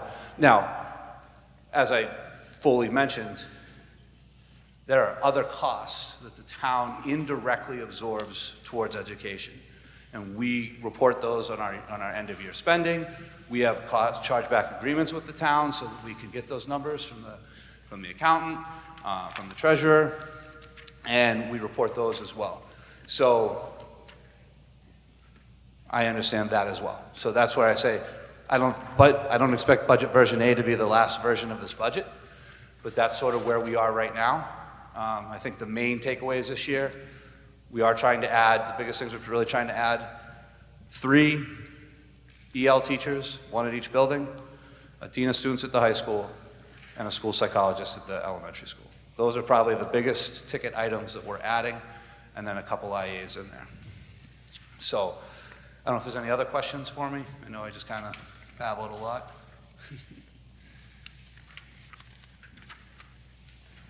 Good? All right. All right, so like I said, if you have any specific questions on a line item, feel free to reach out to me.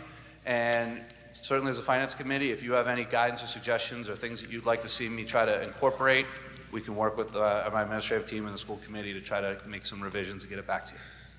Thank you. Thank you. Thank you very much.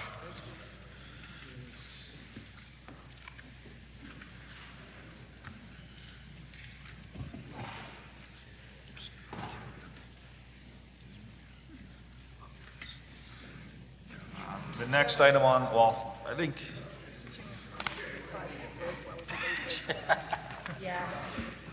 Thanks for coming.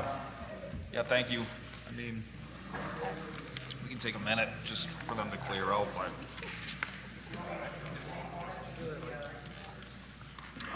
I think one of those microphones. Oh, sorry, Phil, I shut it off. I didn't know you were coming back up.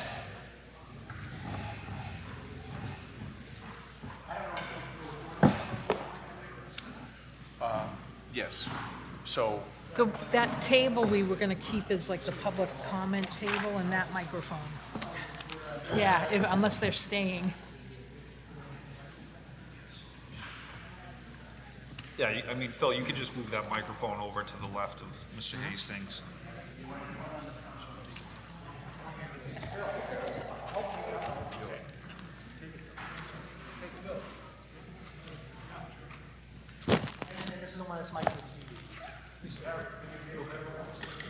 This is a little different. Take it out of the holster. What's with the airline peanuts? Oh, Elsie was the camera pointed at. Yeah, you either need to be near that microphone. Yeah. Anywhere. This is confusing.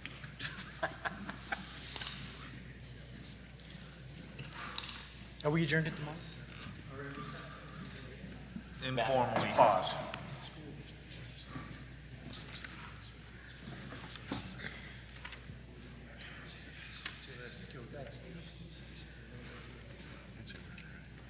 What's that? Well, we lost 2. Oh.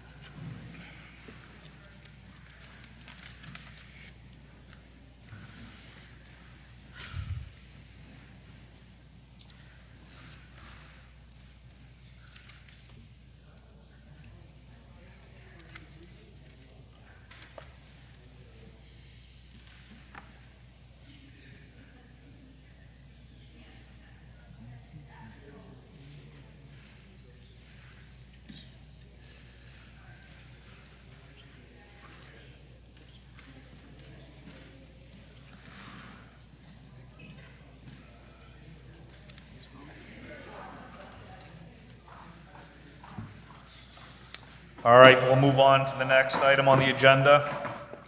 We have Phil Duffy, Director of Clinton Community and Economic Development.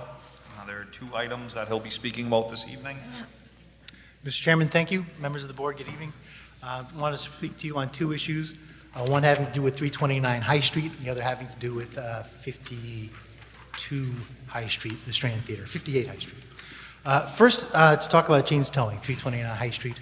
Just coming before you to broach an idea for a next step on the redevelopment of that property. As you know, it was taken by the town for non-payment of taxes in 2016. In 2018, we received our first grant of money to address the conditions in that site from the EPA. Subsequent round of EPA funding, legislative earmark, and in 2022, a brownfields grant, which we have been using over the last 6 months to remove contaminated soils from the site, install some passive barriers to inhibit the transmission of soil vapor gas into the indoor air. That work should be wrapping up sometime around June or July of this year. We're waiting for an interval until about May until we can retest. You have to allow the soils to settle before you retest them.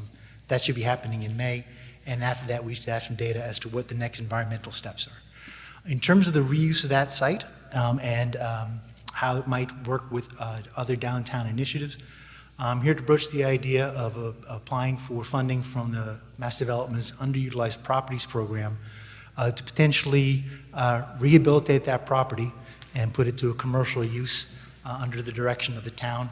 We have talked about pop-up retail being a goal established by the Board of Selectmen. It has been discussed as a possibility at that location.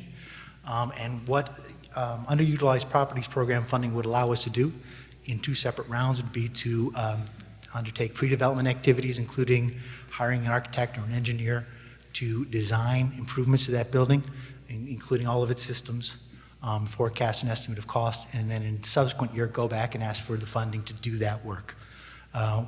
Lee Abella and I met with personnel from Mass Development last week, Shay Plummer, who's the head of this program, and Shyla Matthews, who's the head of the Brownfields program. They're both very receptive to the idea, very receptive. What it would mean for us, and we talked about the idea of perhaps putting an emphasis on food pop-up. And we also met with Rob Morris from the Worcester Food Hub that does a lot of incubating of food retail and food wholesale businesses. He actually went and visited the site with us last week as well. What this would do practically is it would allow us to rehabilitate a blighted property that is conspicuous in the downtown. If successful, it would allow us to bring some new kinds of economic activity downtown. It would allow us to do that at little or no cost to the community. We'd have to find that out as we develop the project. What it would, the downside, and it would also, if we chose not to proceed or kind of consummate these activities, there's no essential clawback. So that if we tried it, it didn't work, and we sold the property, there wouldn't necessarily be a clawback of grant funds, that there's no penalty to the town on the other side. On the downside, it would mean that effectively we'd be 2 years out from, if we were to rely solely on underutilized properties program funding, we'd be effectively 2 years out from seeing something happen on that site. That we'd be applying in this year's round, the 2020 fiscal 24 round for pre-development costs, and in the following year for project development costs. So if we were interested in pursuing this, we would submit an expression of interest to the One Stop, which is the state's omnibus portal for grant applications this week. We get feedback and put together what we hope would be a competitive grant application by June 2nd, and then find out. So I'm really just coming to you to broach that idea, see if it's something that you're interested in supporting, and if so, I'll prepare that expression of interest, and then we'll move forward down that line. And to answer any questions you may have. This is very much a preliminary idea. This is one way to address the conditions of the site, or of the building, not necessarily the entire site. It's not a test of whether this is actually a feasible idea or whether we have the administrative capacity. We'll have to undertake other efforts to make sure that this is something we can do successfully. But this will be a way to address site conditions that exist on the site. Mr. Chairman? Sure. Phil, if we do write a letter, when would we hear, do you have any idea when we would hear back if we got accepted into the program or not? Sure, this would be an expression of interest. The Okay. formal grant application is due June 2nd. Okay. So normally, they give those a few months to review them. So presumably, sometime around September, we would hear whether we received a grant. That lines up the timeline for the Brownfields grant we're working on now. I think we heard about that in September and had the LSP under contract by October. So that's pretty much the timeline. And do you have any opinion about this path? Do you endorse this action, or? I like the idea of being able to address the building on the site. Yeah. You know, we years ago made the decision to remediate the site with the building there. I was in a Brownfield roundtable sponsored by the Worcester Chamber of Commerce this morning, and a fellow from the EPA reiterated how expensive it is to demolish a building on a contaminated site. So we made the sensible and prudent decision based on the recommendations of our engineers at the time. Okay. That said, we're left with a kind of cool-looking but really dilapidated building. And this would allow us to at least address the condition of the building and at least impact the way that the condition of that building influences people's perception of downtown Clinton when you come to that gateway to downtown. Right, it would give us some control over that area right when you're first coming into downtown. It would make right? it pretty. What happens after that is what actually happens on the site. Right. And we have this idea of using it for municipal use, which we have to explore and develop. But I asked this question specifically to Mass Development. If we figured that it's just something we couldn't do, but we had fixed up the building, there wouldn't necessarily be a clawback. So we could convey the property to some other use via RFP and be held harmless. At least that was my takeaway from the discussion.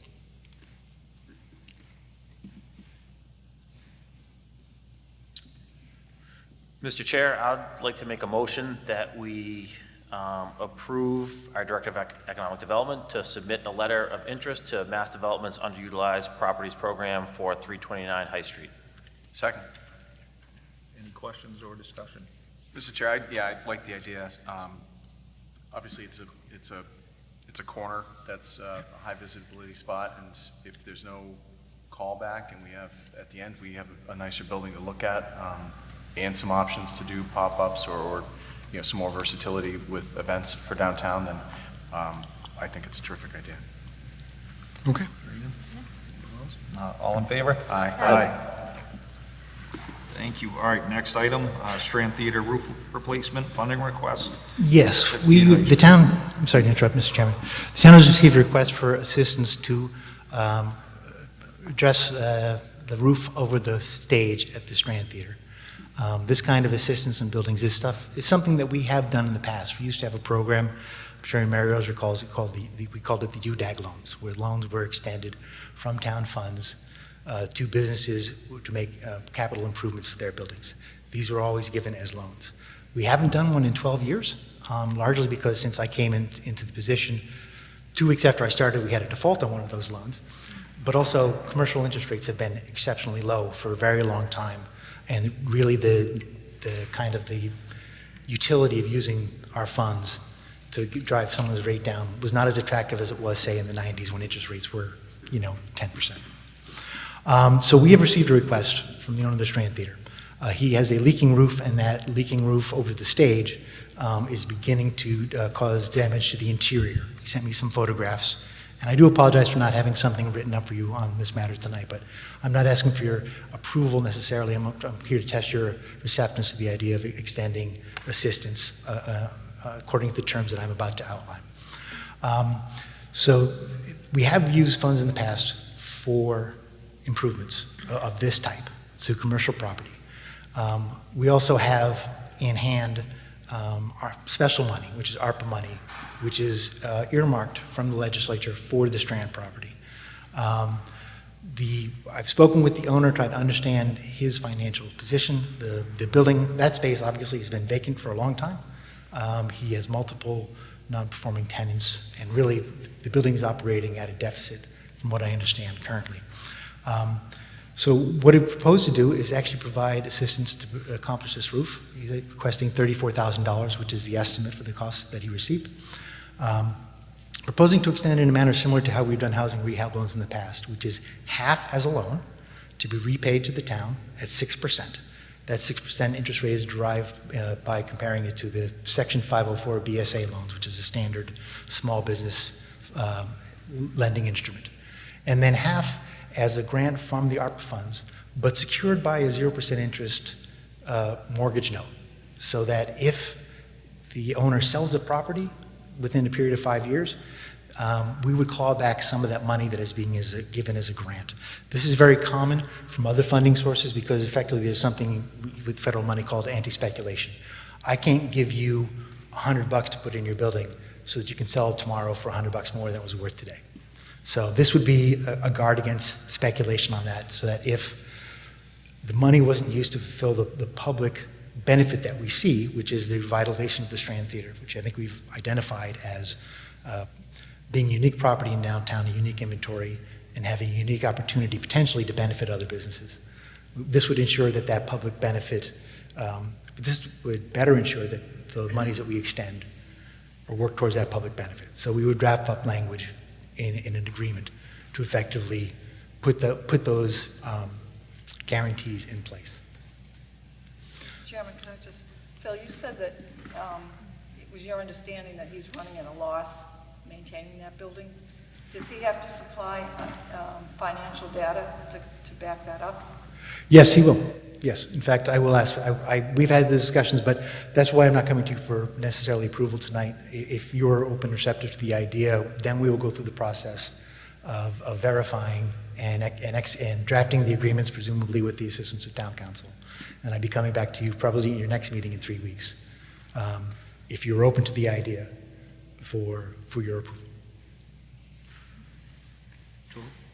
I have to admit that when I first read it, I was kind of not sure why the municipality is in the business of kind of stepping in as a bank. But you're saying this program has been in effect, or at least was, more than Yes, it was 5 years used. ago? It was used numbers of times in the past. It was used. Let's see, for one of the funeral homes in town.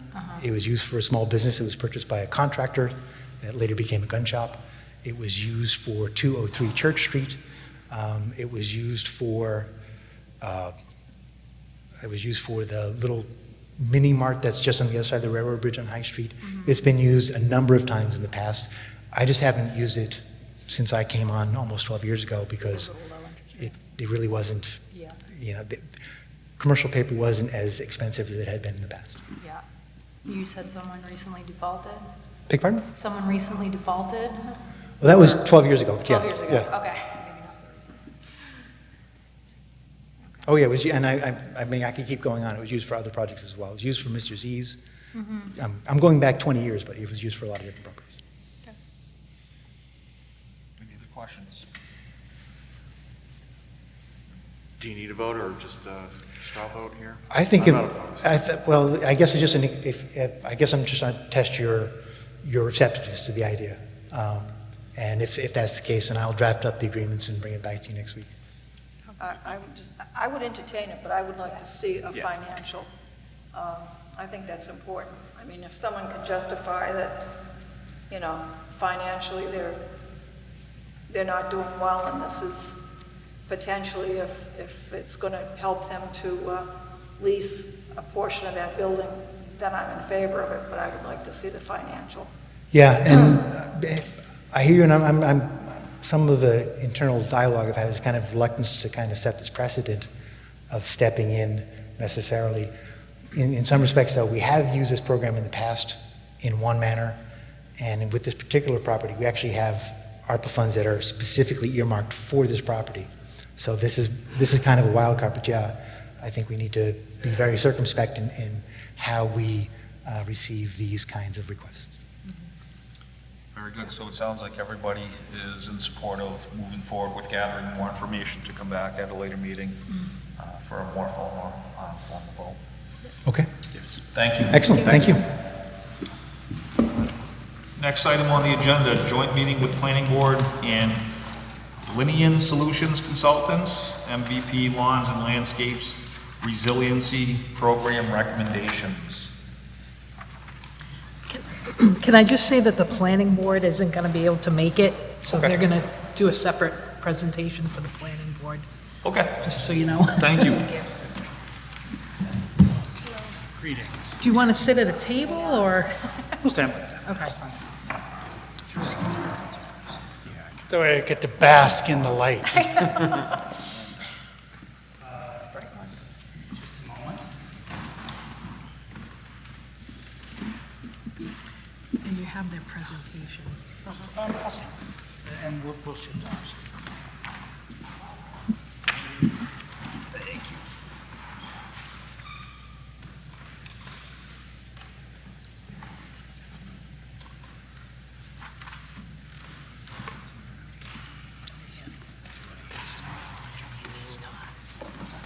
No, because that was for the school. Greetings, Mr. Chair, Select Board members, Administrator Ward. Mr. Stuppy. What's that? I'm not too worried about it. Yeah, we We're have fine. the handout. We're fine. Yeah. But thank you. Thank you. You get to miss our exciting graphics. However, I believe that you have this material in your packet from today or from yesterday or Monday, whatever day it is. What day is it? So there's a slide deck, which I will be talking about. Get the slide deck.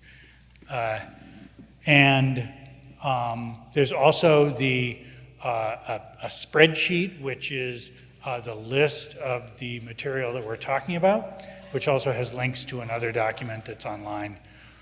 So you have all that material, but we're just going to give you a quick overview of what it says so that as you go look at it, you'll have some idea of what the heck's going on. It's not super complicated, but then on the other hand, it's not super simple either. So we've spoken before. I spoke with the Select Board at the beginning of this project, a little ways in, to sort of describe that we were going to do this work and that it was something that was coming up. And we have done this work, and here it is. I feel good about that. Yeah, great. So I just wanted to sort of set that up.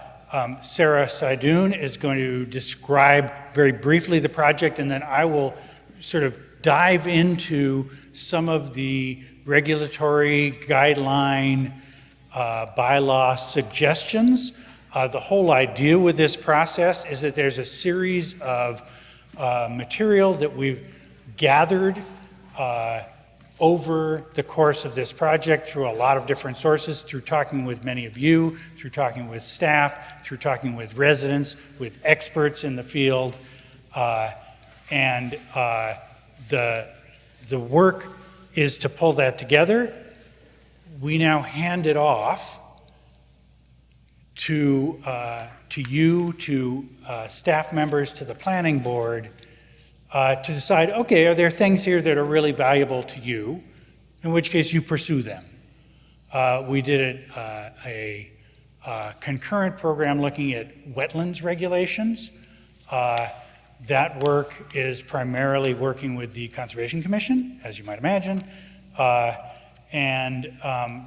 is, the goal there is to work a little more directly with the Conservation Commission to figure out what they were interested in pursuing and then helping to develop that language.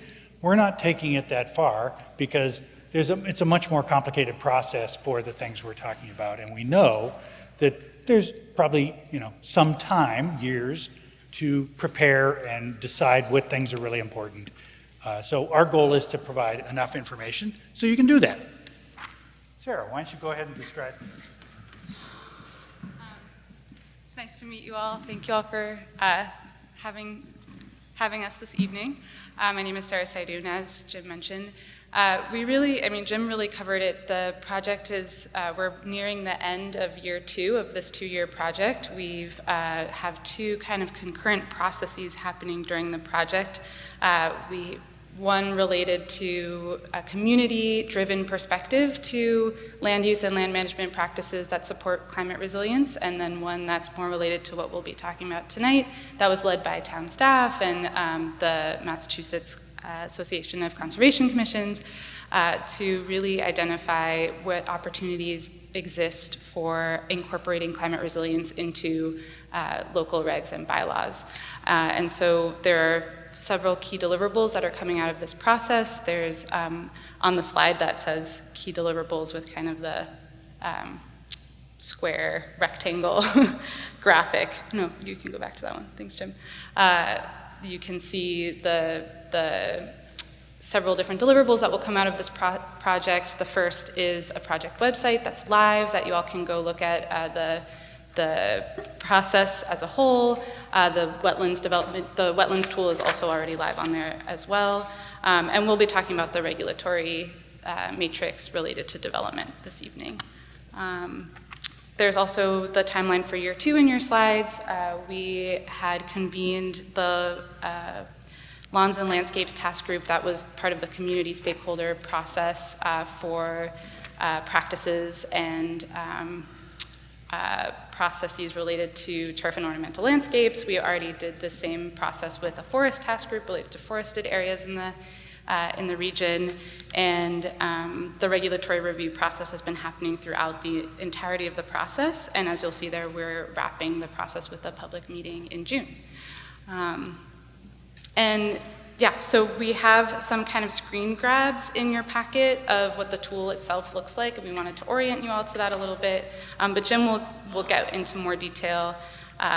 What the kind of main pieces that you'll want to take a look at and look at deeper is several different ways that this information is categorized and prioritized. Like Jim said, for you to sift through yourselves and identify what is best for you. So we've prioritized high, medium, low opportunity for impact, high impact being what would have the greatest benefit over a period of time. We articulated a set of 6 goals that these opportunities are categorized into. That came directly from conversations with town staff, with our task groups, with several folks in this room. And there's another resource that we want to make sure you're aware of in the tool itself when you're looking at the spreadsheet towards kind of the end, all the way to the right, there's a resource that's hyperlinked that contains specific examples of these model bylaws and how they've been implemented in other towns in Massachusetts. So that's also available to you as a resource that we put together of case studies and specific examples for you to turn to. So I'm going to pass it to Jim now to talk through some of the specifics and dig in a little more into what's included in this tool. Thanks, Sarah. Before I jump in, I'd like to acknowledge Gloria Robles, who has joined us in the back, who has worked very hard as a community liaison in that community-driven process to develop the land use guides. It has meant that it's really been quite community participatory, and Gloria has done a fabulous job, and it's really been a pleasure to work with her. I'm going to hold this here. Actually, let me go back to, first, there's 6 goals that are identified. One of them, and again, part of the whole logic of this process was to align, to consider how to align development regulation and bylaw and guidelines with the stated goals of the town through the MVP process and through the planning documents that exist. And so some of these goals come out of the planning documents, and some of them come out of the MVP process, and some of them come out of conversations that we've had originally here with the planning board, with other settings and staff. And so the idea is to do that alignment by looking and bringing in examples. So it's kind of, it's an important point is it's not out of nowhere. It's trying to support the town's goals. So one of those goals is to update general regulatory context and language to support climate resilience. One of them is to protect soils and soil ecosystems, which are also part of the goals of the MVP process. One of the goals is to facilitate adoption of green infrastructure and low-impact development and nature-based solutions. And in many cases, there are regulatory structures that get in the way of doing those things. And so we're sort of identifying where that's the case and making some suggestions that may be useful in trying to sort of move those ideas forward. One of the goals is to reduce impervious surfaces and to mainstream pervious ones. One of those goals is to promote sustainable development and redevelopment in the built environment. And one of those goals is to support and enhance ecosystem benefits and services.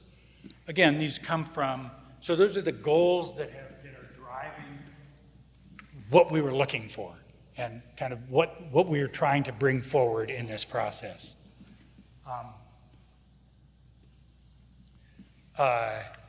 So in the development matrix, so it's this big spreadsheet, right? And it's got a bunch of categories, horizontal categories that hit those goals. And then so you'll find that some things get repeated because they hit multiple goals. Then as you make your way over into the right-hand side of that, there's Massachusetts, a column called Massachusetts Examples. And that takes you to, there are links that take you to this document that has a whole collection of examples, language from other town examples, and case studies of how those things have been used. So the idea is that it gives you a pretty comprehensive look at what some of these things are. There's also at the beginning of that, there are a series of descriptions of, there's sort of a name that says, okay, this is what this is. Then there's a description that says, here's what it's trying to do. So there are a couple of things that we saw in this process, and there's a lot of stuff there. A couple of things that we think are probably really valuable to keep in mind. One of them is to include climate resilience in the purpose statements in the zoning in the zoning language. So there are a lot of cases where the purpose statement of different parts of the zoning language doesn't include anything about resilience. And that there's just a suggestion. It's a relatively straightforward idea. It's not necessarily a straightforward thing to do, but one idea, and they're all named in that document, that the purpose statements for those zoning actions and statements get adjusted to include climate resilience. That's one of the big things that we suggest. That allows the town over time to then do other things that support that purpose statement within the zoning. But without it in the purpose statement, that's hard to pull off.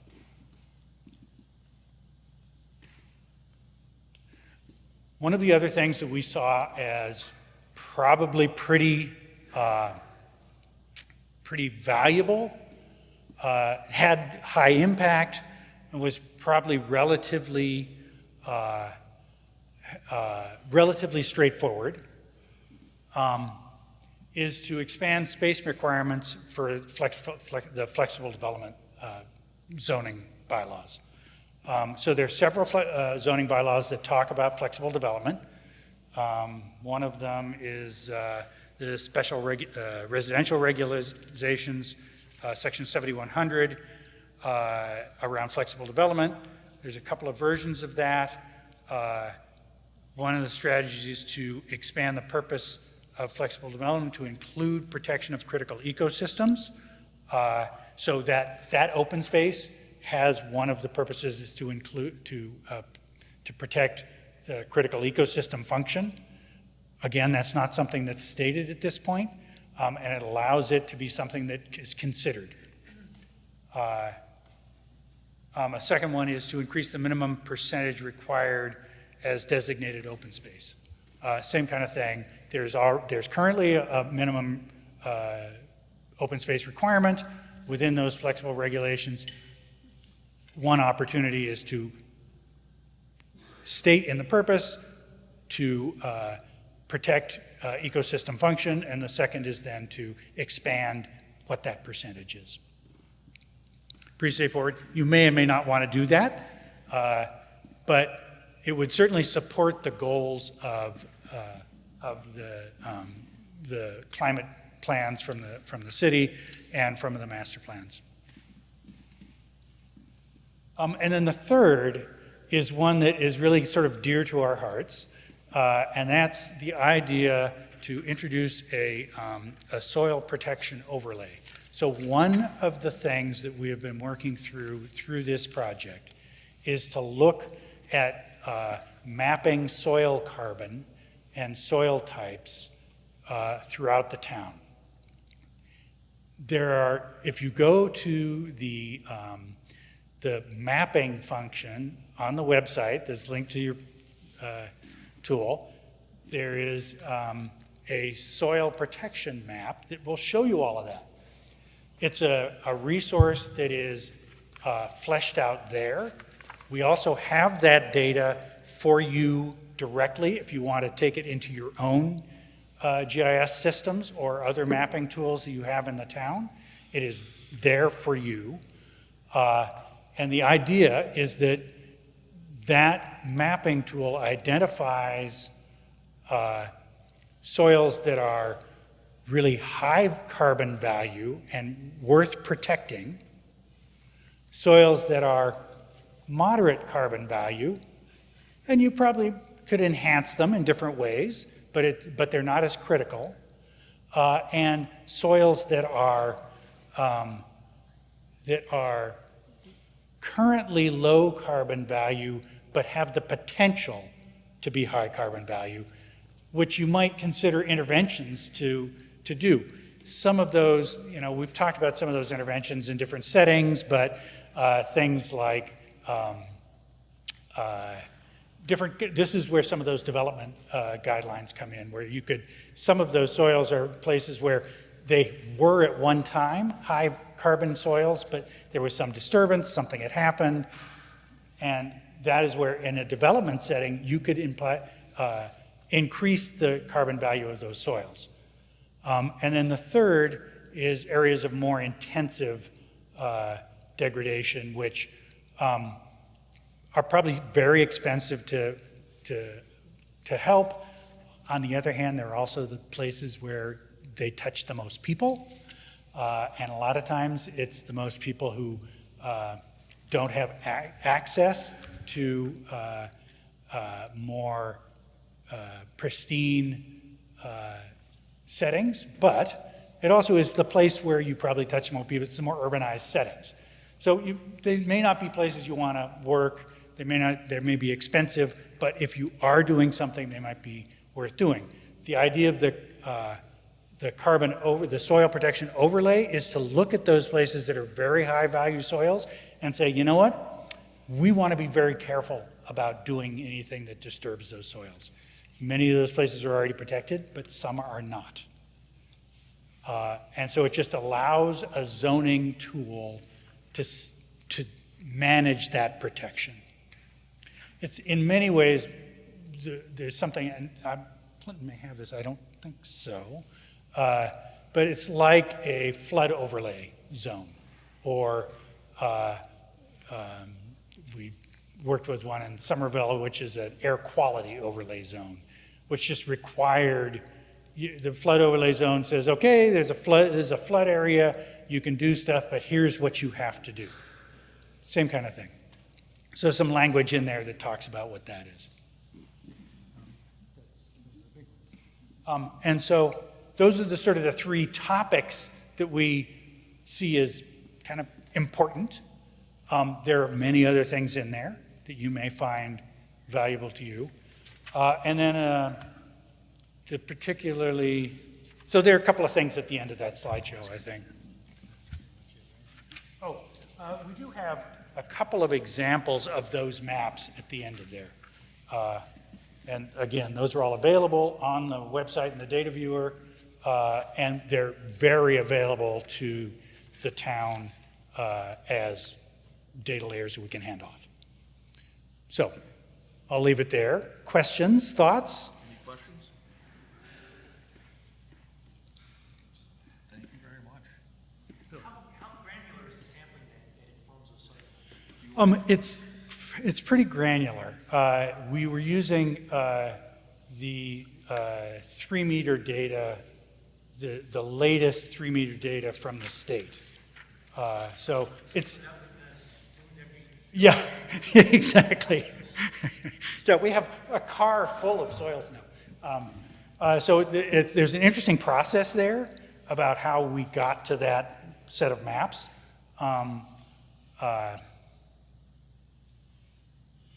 I'll give you the Cliff Notes version, because we just did a presentation and it went on for 45 minutes on this topic. And it's like, you don't probably want that. But we take the NRCS data, which NRCS has soil carbon data, which they've mapped and they have available. It's not very granular. It's pretty rough. We take that, we match it to the new Massachusetts. It's not on MassGIS yet, but Massachusetts has this 3-meter land cover data. And we also have soil drainage class data. And we put those things together and interpolate the soil carbon based on those 2 other factors into a more granular thing. It's also more accurate than the NRCS data. So it's kind of cool. You know, if you're a geek in that way, which I must admit we are. What is a high value soil? What is it sequestering carbon? What does it do? Yeah. So soil. Okay. Here's a little soil sort of lesson. So when you think about things like woods, forests, right? You think, okay, well, there's all this carbon in the trees, right? Great, we love that. Carbon in the trees. We like trees. About half the carbon in that forest is in the soil. So there are soils that are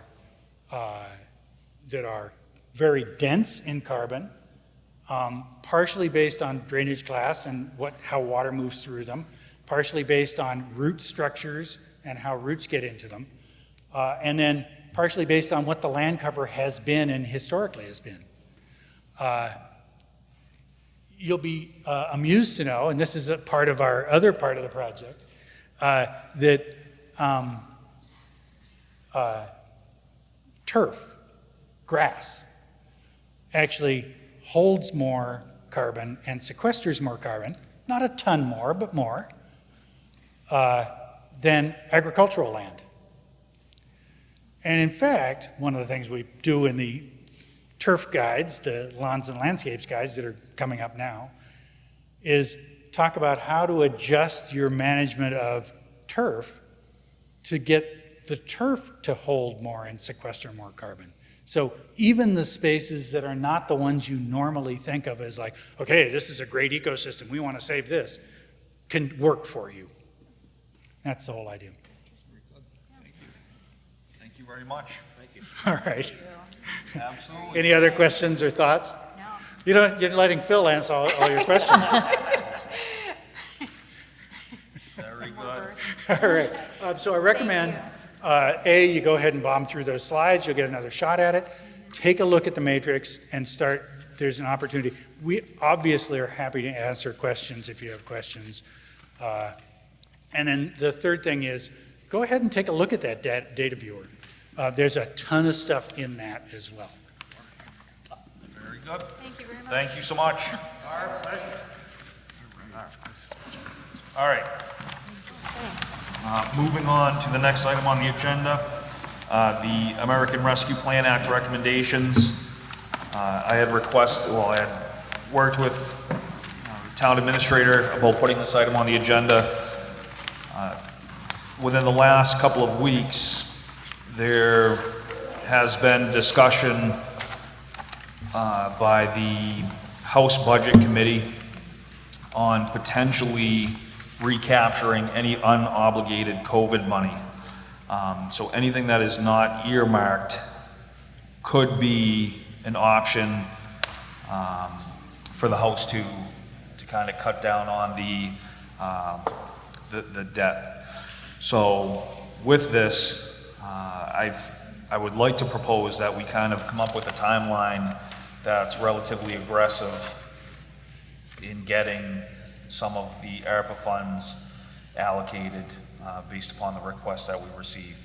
I know we had Chief Coyne was in about a month ago, and you know, I would like to extend an invitation to anybody that had kind of come in with a request on if they're ready to finalize their request to come back in, and we can either, you know, we can vote to move forward or whatever the case may be. But I know that Select Member Devold had talked about creating something for businesses in town, which is great, but I think we just need to make sure that we're kind of moving with some urgency, because they're in looking at Worcester, there could be a significant amount of money that could be rescinded based upon it not being spent. So they're kind of kicking it into overdrive to get that allocated. So I just figured we'd put it on here. Yeah, I would just suggest that maybe our next meeting, that would, because I know that we did ask the chief to look at, because he only had a quote from one company. Correct. So he said that he was going to go and look at other companies. And I know I have talked to him at ball games and stuff, and I know he has done research, so Correct. I think technically we were all in favor of it, but it was just, you know, for him to go out and see if there were other companies that could provide the same thing that I think it was Motorola. Correct. But, yeah, I mean, I think we should go forward. I would hate to see us lose that money, that's for sure. Absolutely, and I did talk to Chief Coyne this past week, and there was something he wanted to button up on his side, but he had said that he could be ready for our next meeting. Sure. So between, you know, any requests that have come in, and then as far as any process that we want to establish, you know, would it be possible to work towards, you know, if Mr. Debo wants to work with Mr. Duffy or the town administrator, or assistant town administrator, on kind of putting something on paper that we can kind of look at and have it, you know, get it solidified so we can Well, kind of what move ahead. I'm proposing too, Mr. Chairman, is, I mean, I know I had questions on some of the requests. Maybe it would be worth supplying those inquiries to the administrator or assistant administrator so that they could go back to those people and see if, when we do reconvene, that at least we could have answers to some of those questions. Perfect. Yeah, that'd be perfect. Mr. Chair, when is this possible redaction or whatever of these ARPA funds? Was there any sort of like a tentative deadline or anything? And It's speculation. That the It House is in an effort to be more fiscally responsible, but there's also a question whether, first, if they're not going to do it. I mean, I can't imagine they're going to do it, but whether, correct me if I'm wrong, there's a dispute whether unappropriated means money that hasn't been handed out to towns, whether we have to spend it, whether that counts or whether they giving it to us counts. So I don't know, it seems like a lot of, this House is hard to predict, but no. Okay, so as far as I know. But I mean, I'm People are absolutely nervous. in favor of moving quickly. I mean, that's why we kind of started the whole task force initiative in the first place. The only thing that I would advise, I know Selectman Kovas mentioned that we're working with the Clinton Chamber of Commerce and Director of Economic Development on doing an outreach to local businesses and getting feedback from them on who would qualify and who might be applying. I would just wait that, I'll try to get together with Phil to find out. We're currently trying to put together a timeline of how we think this whole feedback process would work. And I think that that would be critical to this process, because I think this is just my opinion, but I think a good way to go about this would be to start at the highest level, to break this ARPA funds into money that will be going to local small business assistance and money that will be going to, for lack of a better term, like municipal improvements, right? So I think that would be the biggest. I think we should separate into those two buckets first. And I don't think that we don't really have that feedback from the business community yet, because we're still in the process of working with the Chamber of Commerce on getting information out there, and then giving some time for the businesses to reach back out to us to see, what they would apply, what they would try to be applying for to use the money for, and then would have a vetting committee that's yet to be put together yet that would be determining if certain requests were legitimate or which ones wouldn't get passed on to the approval stage. So that would be my only. I'm totally in agreement that we should be moving quickly, if for anything else, just because if the point of this money is to help businesses or to help communities that were hurt by COVID, in my opinion, sooner rather than later, to get the money that was given to us to distribute to people most in need. I mean, I think that in and of itself is motivation to start moving quickly. Agreed. I thought when it was presented to us, there was money allocated for small businesses. Are you saying we need to re-look at that amount? Is that what you're suggesting? Yes. Well, I thought Phil had, 150? And you said at one point you hadn't even reached the 150. Is that, Do you just want to come up to the microphone, please? I guess my feeling is I don't want to earmark everything for businesses, because you could have every business coming back and saying, well, guess what, my business is doing okay now, but I want $100,000 for this. I don't think that's the intent of. The intent of the funds the funds can be used for a wide range of eligible uses as outlined by the Department of Treasury guidance. One of those uses is assistance to affected businesses. And those are either impacted industries, hospitality, travel, tourism, or businesses within an impacted area. That's my reading of what the assistance is for businesses. Within that, there's a wide range of uses that are identified in the guidance. Facade improvements are identified. Assistance, grants, or loans to businesses is identified. There's a wide range of uses to which you can be put before assistance to businesses.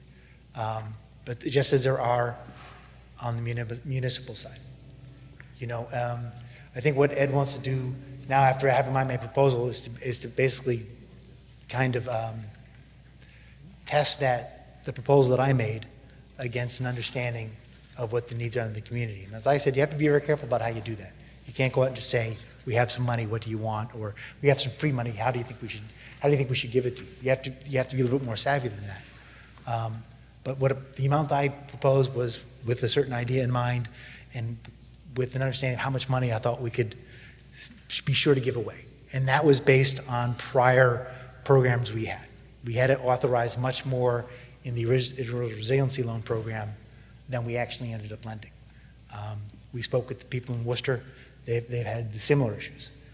I'm not saying that my amount is the right amount. That is not an amount north of that. But I think what Mr. Duval is suggesting is that we actually test the proposal that I made, and I'm actually very sympathetic with that. So. You still have guidelines. Beg pardon? You still have guidelines. You So, still yes, have we have- financial guidelines. Yes, we have to formulate guidelines. We absolutely do. When the state started, or when the government started giving money, I don't want to mention names, but I know there are many, many companies in Clinton, small businesses that received funding during the course of. And I guess I'm just, do you know of that many businesses, functioning small businesses in town that are in dire need of this money? I've had a small number approach me directly. I'm sorry? I've had a small number has approached me directly. I'm sorry, Phil. You asked if I know of any businesses Yes. A small number have approached me directly. Oh, okay. But I think one of Ed's goals is to ensure that people who maybe not know that this resource is available to them, that they at least know it's there, you know? Yeah, a pillar of this money that's supposed to be spent is supposed to go towards like economic recovery for businesses that were negatively impacted from COVID. So I guess I'm a little confused as to why there are like reservations to just poll the businesses and find out, first of all, make sure they're aware that the money is available. Second, educate them on what it would take to qualify, because there's going to be specific qualifications for who would apply for what and how that money could be spent, and just gathering that information and then making a decision from there on what the appropriate amount of money is. I don't know this, I didn't do a study, but just from the businesses that I've talked to, just a lot of people just aren't aware that this money is even available, because a lot of businesses, they're smaller mom and pop shops in town. They're not like well versed in municipal government. They don't know like all the aid that is possibly available. So I just think it's in all fairness to spending this money appropriately. We take the extra time to gather information using the Clinton Chamber of Commerce, who's more than happy to help us out in this endeavor, just to see what actually the need is. And then it's going to be up to this board. We're ultimately going to be the ones making the decision. So we'll have a vetting committee that will be put together, or at least that's a proposal for this plan, to have a vetting committee to go through these applications if we do get a lot of them, and then come to the board with a final proposal or recommendation. But it's going to be our decision at the end of the day. I just think this makes a lot of sense to make sure we're doing right by local businesses. Well, I just want to make a clarification. I didn't say it was against it. I'm only asking questions. Yes, exactly. And I think that's what we're here for. We're here to ask questions. I didn't say it was against it. So I just want to make that clarification. I appreciate that. If we adjust that number, it might impact how we move forward with other requests that have come forward. So if this isn't an amalgamous number that we are backing into based on demand, then do we feel comfortable moving forward on the other proposals that the task force came forward with when we have a X amount for small businesses waiting for this process to unfold? So that was the point I was trying to make, is like, is your concern that the amount that was recommended to us based on past programs and spending and past cities and municipalities, their spending rate, like, are we just going to, you're saying, let's see what the demand is, and then we'll put a number to it, and I'm thinking we have other ways we're planning, or other proposals that have come in front of us, and will that plan impact the spending of the radios for the police department, or X, Y, and Z? Well, somebody can check me on the map. I think there's $350,000 still unallocated in the money from the last presentation. So we still have $300,000 to work with that's currently unallocated. And this is just, I'm just speaking for myself. I do want to spend some of that money for municipal improvements, but if I had to choose one or the other, I'd prefer to spend this money in assistance to local businesses that were negatively impacted from COVID first.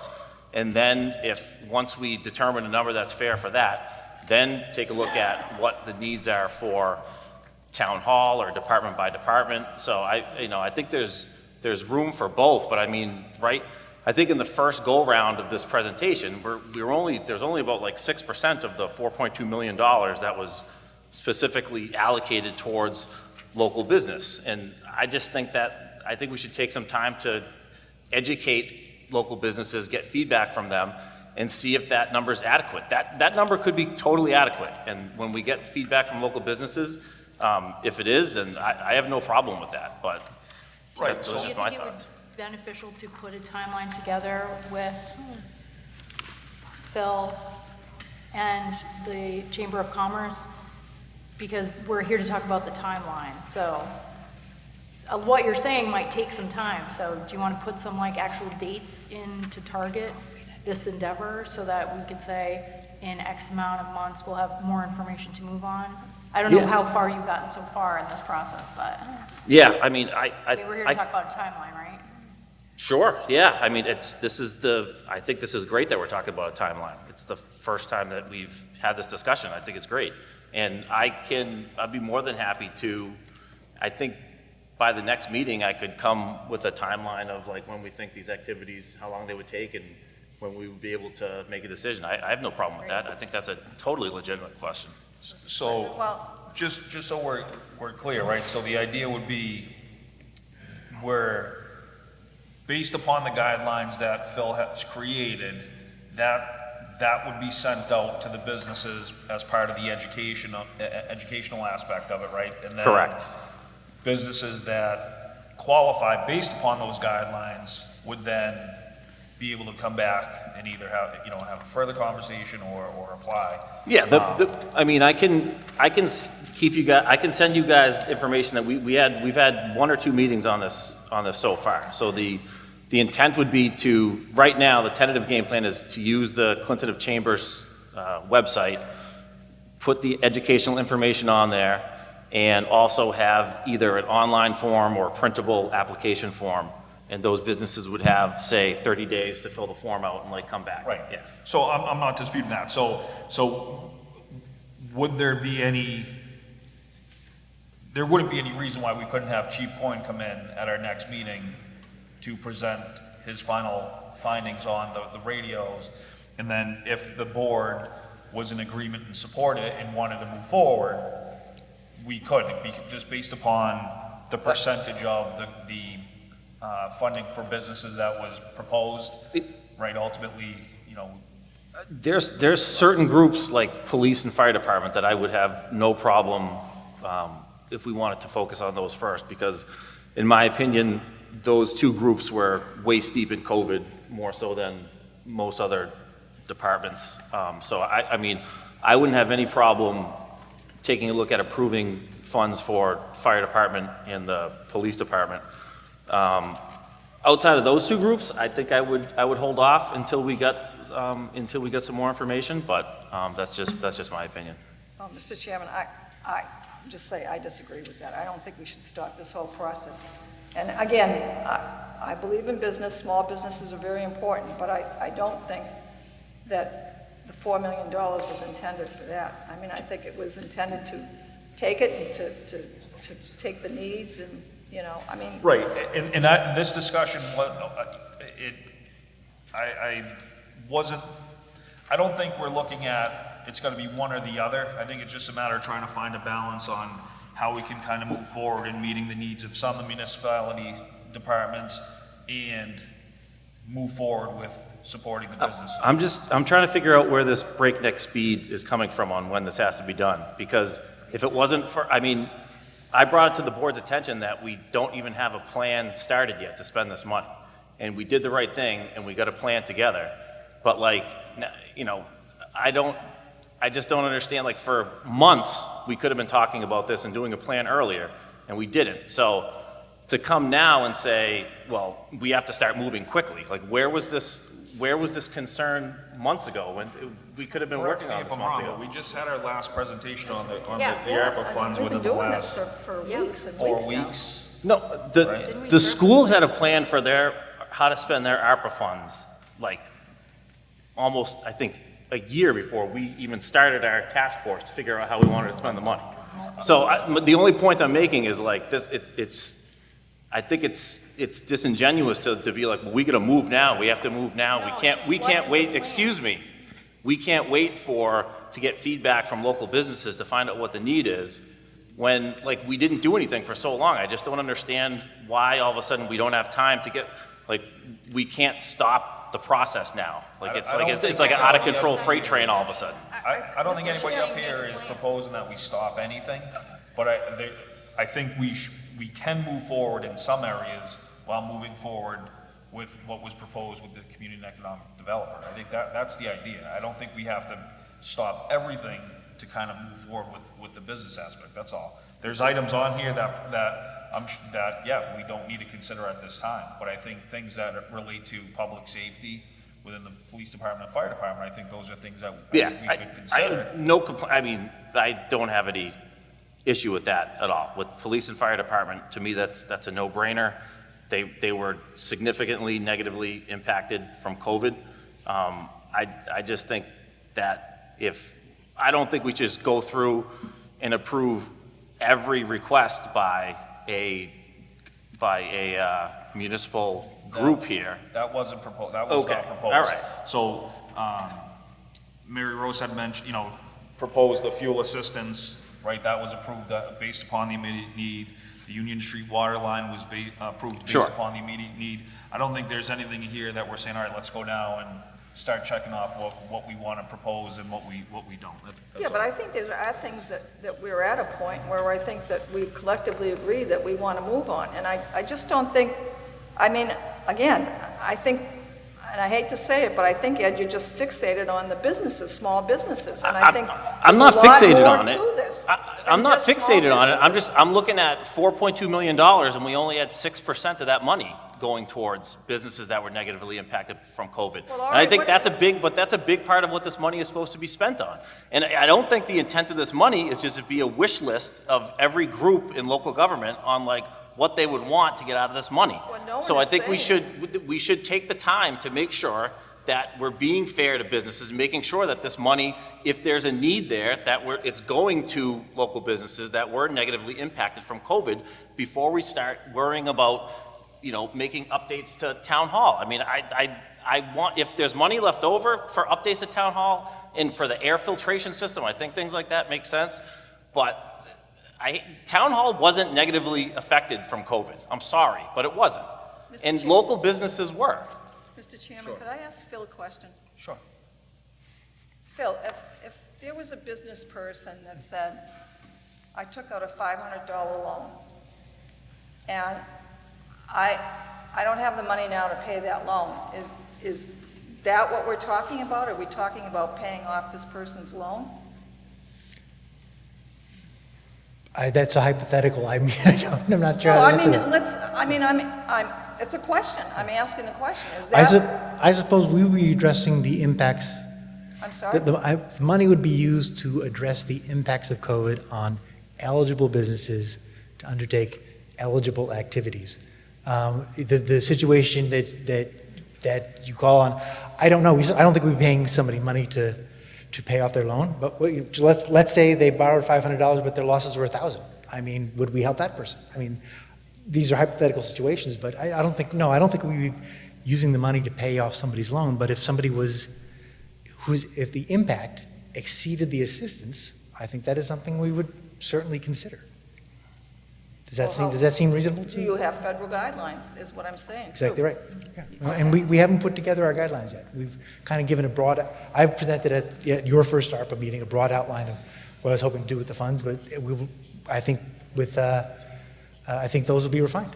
And I think that's what Ed is talking about developing, in the near future. Is that fair, Ed?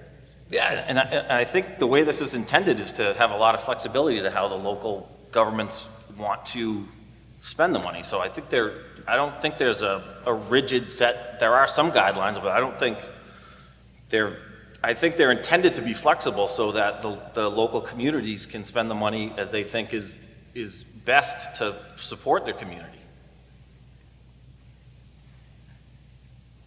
That's fair. All right, so going forward, so by the next select board meeting, We'll have a timeline. You'll have a Yep, timeline together. absolutely. And then from there, if there's anything that maybe the board views as being a priority on the municipal side, Yep. then we can at least have that conversation and consider it. But I do agree that there should be a prioritization of the items that have been requested, things that are of immediate need versus things that if there are funds available at the end when, the local businesses have been supported to the best of our ability, then finding a purpose for them. So I agree. So, excellent. All right. The heat got turned off. I'm freezing. All right. I'm absolutely freezing right now. Moving on to the Next item, we have administrative business. We have use of town hall for Holiday Pops concert on December 2nd, 2023. Mr. Chair, I move we approve the request for use of the Town Hall Auditorium on Saturday, December 2nd, 2023, to host the 26th Annual Holiday Pops Concert. Good. Second? Second. Any questions, discussion? There be none. All in favor? Aye. One-day liquor license for Central Park Concert Series from June through August 2023. Mr. Chair, I move that we approve a request for one-day wine and malt liquor licenses for the Parks and Rec Department Summer Concert Series in Central Park on the following dates: June 20, 27, July 11, 18, 25, August 1, 8, 15, 22, and 29. I'll second. Second. Any questions? These are terrific events, and I have to say, I enjoy having a beer in the park, listening to the music. It's the value add has been huge. It's the crowds were fantastic, and I think it's a great event. Got even better. No more brown bagging it, right? Nope. Very good. All right, all in favor? Aye. Aye. Next, we have old and new business, donation request for 2023 Clinton Public Schools Scholarship and Enrichment Foundation. Mr. Chair, I move that we donate $250 from the Civic Fund to the Clinton High School Scholarship Fund for senior scholarships. Second. Any discussion? There be none, all in favor? Aye. One more item under old and new business. There are 5 Wednesdays in the month of March.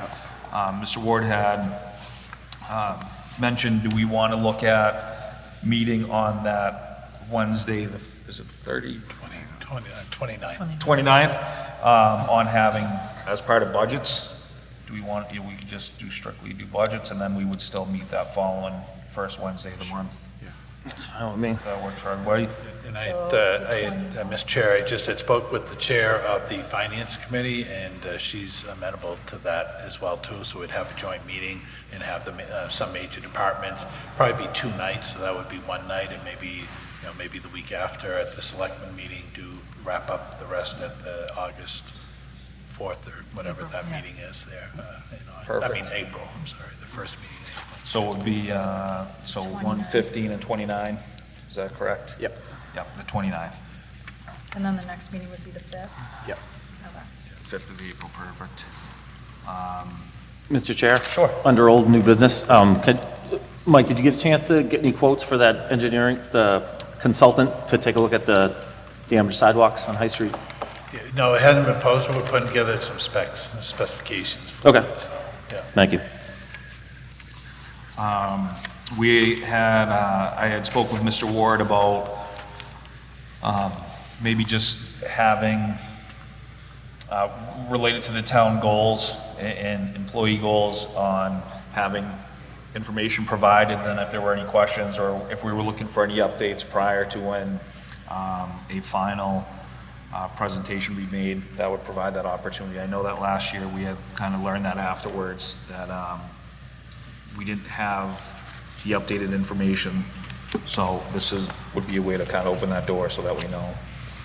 So Mr. Ward knows what we're looking for, I guess. Mm-hmm. Makes sense. All right, moving on to committee reports.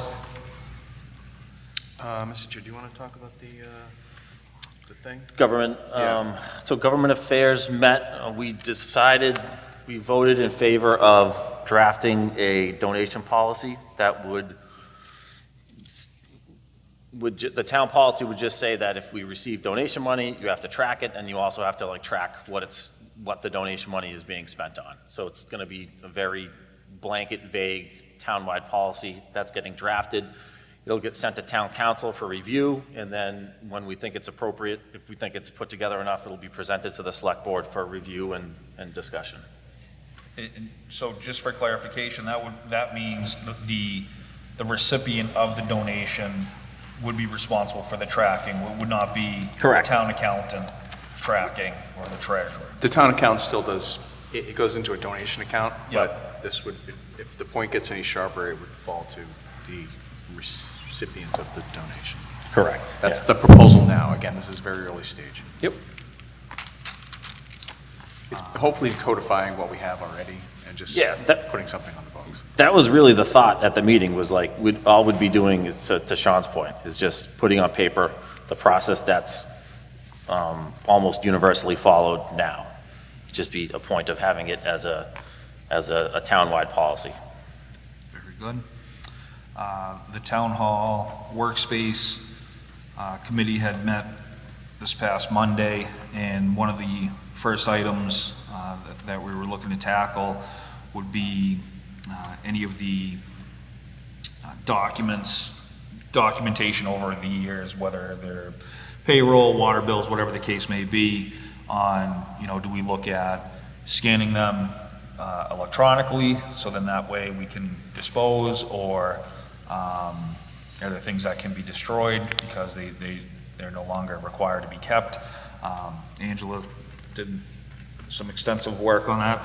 Thank you very much. And there's so many, I'll let you say, you can, if you want to share it there as far as what you found. Well, just that we started looking at the state retention records, so you can't just throw things away. You have to write to the state and say what documents you're disposing of, or if you're gonna not keep the paper copy, you're gonna scan them. You'd have to also have documentation.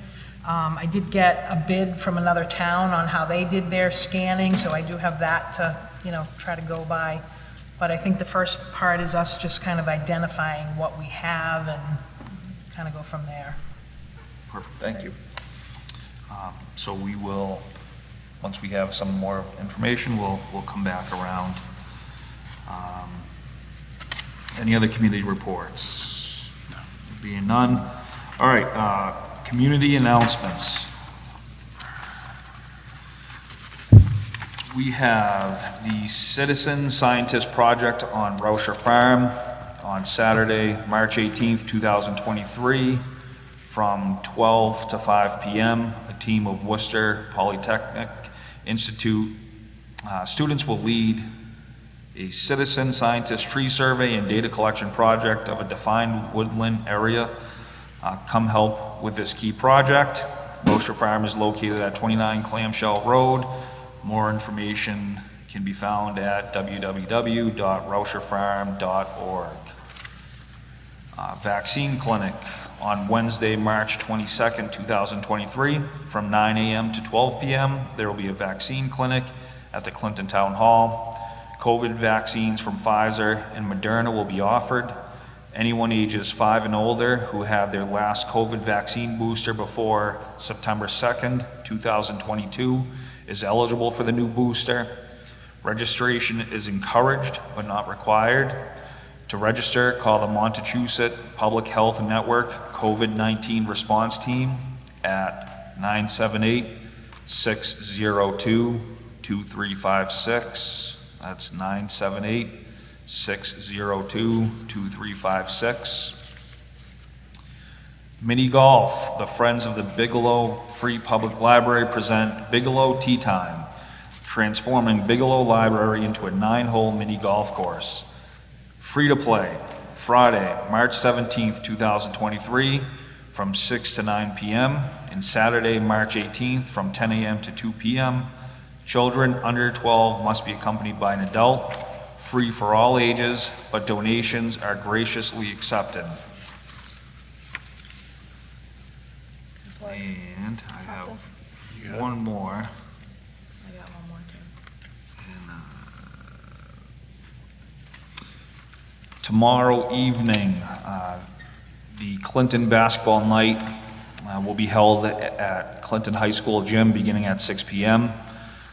This is the fundraiser that Mr. Terry Ingano had us put together in the past. The last time this fundraiser was held, the next day, everything shut down because of COVID. So he's bringing it back. It was quite the endeavor trying to get this off the ground, and we'll keep it going moving forward. So the event is sponsored by Real Youth Connections. This is the mentoring program that takes place at the Clinton Middle School. All proceeds will benefit Real Youth Connections. The admission is $5 for adults and $3 for students. There will be refreshments and a 50-50 raffle. The winner does not need to be present. It is a night of family and community fun. So the schedule is at 6 p.m. The Clinton Youth Basketball All-Star teams will face off. At 6:45, the PTA/Booster Club will be taking on the Clinton Town Haulers and any town government.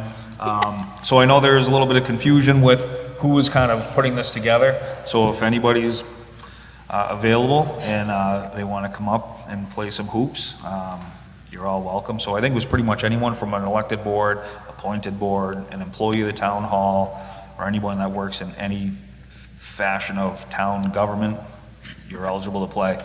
7:30, we have Clinton's Finest versus Clinton's Bravest, right? We have the police department versus the firefighters. And then at 8:15, we have the middle school faculty facing off against the high school faculty. All times are approximate. Yeah, folks, if you've never seen a grown man blow out his Achilles tendon, tomorrow might be your lucky night, so come on down. Same. I just had one more thing to add.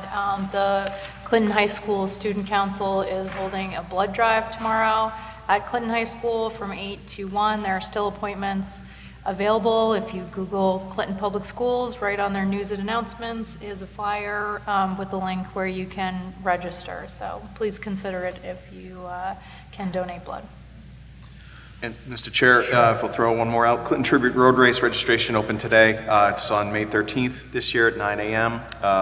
They have a Facebook page, but if you Google Clinton Tribute Road Race, it'll take you to the registration page. Assuming all my joints are intact, I already registered for that, so you can watch me make a fool of myself then too. So come on out. They're still looking for tribute nominees too. All proceeds go to scholarships for Clinton High seniors. Great cause and a great day. Very good. All right, so we'll be meeting on March 29th. Yep. Excellent. Thank you very much. Mr. Chair, I move we adjourn. Second.